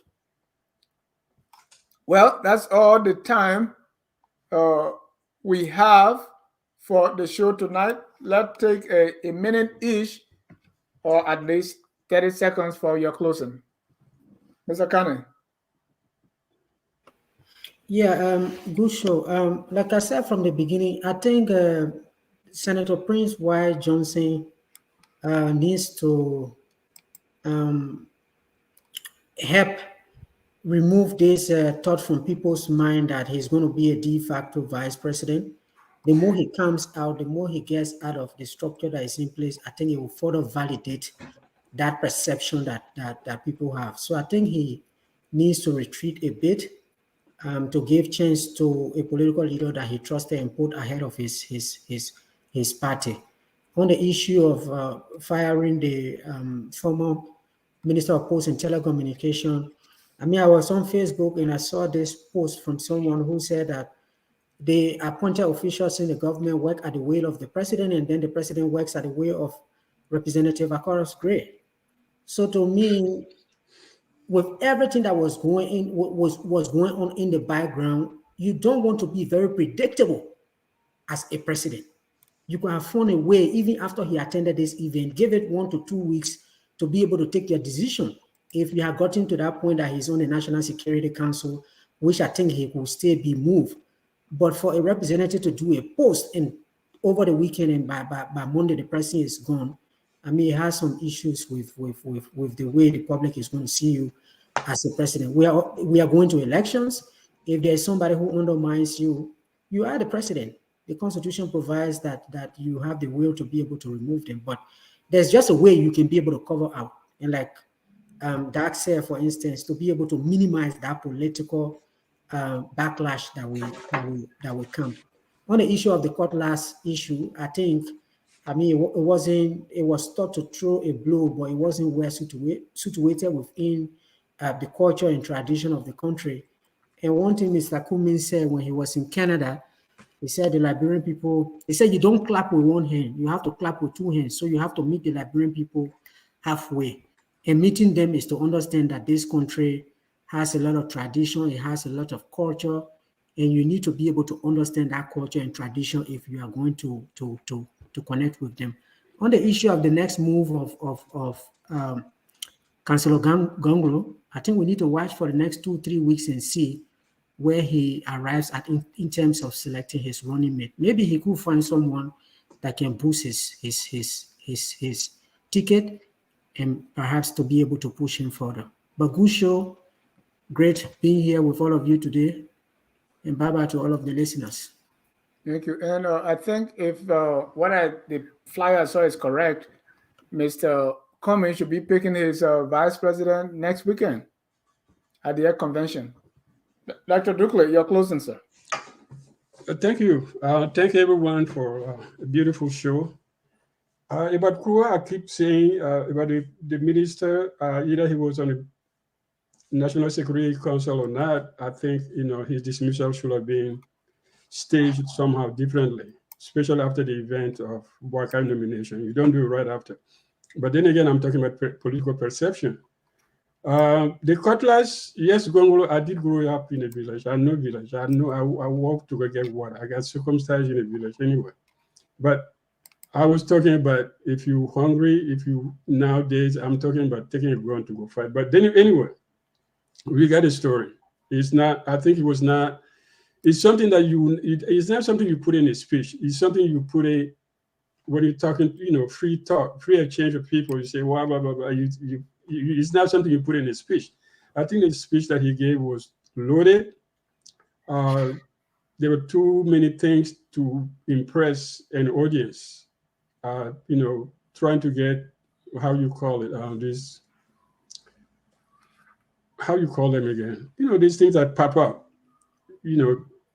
The idea was to get people interested, but I don't know if the effect. Give the red meat to his base. Huh? I see you was giving red meat to his base. I mean, I think you're talking about sound bites. Yeah, sound bites. Yeah, the word. Yeah, I should know sound bites, right? It should be on the tip of my lip. That's what I do. So yeah, it's a sound bite, but I think it should have come. Those things come in a conversation or something. Somebody say, "Oh, they say he said this." You can say, "Well, yeah, it's an old saying. You don't put in a formal speech." That's again from my professional point of view, having been writing speeches since 1991. regarding the ambassador, the Cummings, responding to the ambassador, that's again, there's a weakness in that. The ambassador is not your auditor. I mean, it's not your audience. Your audience are the Liberian people. You could say the ambassador said this, but you don't go and respond to the ambassador point by point 4 or 5 times, as if he's the governor and then we, the children, have to respond to him. And I always talk about this. I mean, okay, it's not because he's white or black. Mandela said, so if somebody kick you in the butt, it doesn't matter if the person is a black or white person, you get kicked. So the problems are real, but is it the ambassador supposed to do it? Is it Cummings supposed to take the ambassador word and run with it? So that's another problem. I think, those things, so in conclusion, I'll say good show and good talking points. And we have to watch what Gongloe will go next.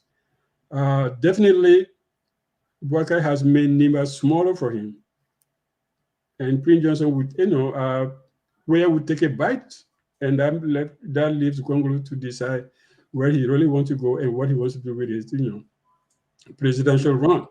But in opinion, people talk about Boubacar, they talk about more or less Cummings, they talk about where, but overwhelmingly people don't say, yeah, Gongloe would be in the second round. So he has to change, I don't know, he got to reach out somehow. But we still have 6 months to go, and a lot of things can change in 6 months. Thank you. Mr. Gongloe, you got the last word. Yeah, so good show, good talking points. I think we dealt with so many issues tonight. I would say, I will agree with you on this. Now, I think Boubacar choice that he made, he actually created a divide in a potential base that he would have either relied on. I'm not going to say much on that because I don't want them to learn from me. But I can say that from where I sit, I know what is happening in Nimba, and I know historically where Unity Party's trend has been, and I know, what's happening in the background. So I will leave it at that. The other issue we talk about is the firing of the minister. For me, I still stand here that President Salih, President Doe, President Taylor, all the previous presidents have taken similar action when sometimes knee-jerk reaction, and they're taking action. And what is usually the common reason? That they have the constitutional power to dismiss at will and also hire at will. All presidential appointees are I would say employee at will employee. They can wake up in the morning and the president can say, hey, go, and they go. So I don't want to go into more than that because, first of all, the alliance that PYJ talk about, the agreement with CDC has never been published. Up to this point, he talks about it, nobody sees it. In fact, in many Nimba chat room, they are calling on him now to produce the agreement between he and Unity Party now. Because they don't want tomorrow, if there is a victory, for him to put and say, the agreement with Sam Boubacar is not going by. They want him to make that agreement available now if there is one. Okay? So so it's an interesting debate as we move on towards 2023. But I see Councillor Gongloe as a dark horse candidate. So many people discounting, writing off. But from where I sit, I think there are many things we deal with human behavior. It's an emotional event. Many things can happen even in the next 2 weeks, and they could just tilt the entire race on his head. Okay? So we're waiting to see. Why if tomorrow morning we wake up and the American issues sanction, and maybe some of the people in the opposition are sanction? It changes the entire race. It changes the dynamics. So I think there are a lot of unknown still as we go towards 2023. I will just leave it like that. Thank you so much, gentlemen. our colleague in Monrovia fell off. His battery died. But we say thank you also, Mr. Sheriff, for joining us. It's past midnight in the city. And so I want to thank our viewers for also watching. Keep watching. Tomorrow at 6 p.m. is our literary hour. And then at 8 is debate night. Always, every Tuesday is our health show. That's Abby Tyler's Healthy Living. Saturday is the Library History Channel at 7 p.m. Always keep your dial set right here on Focus on Liberia, where we educate, we elevate, and promote all things Liberia. I mean, definitely, there is nothing like this since 1847. So you can't miss it. Until then, we end with our song that says, "We are all Liberians." Have a good night and God bless you. We are Liberians.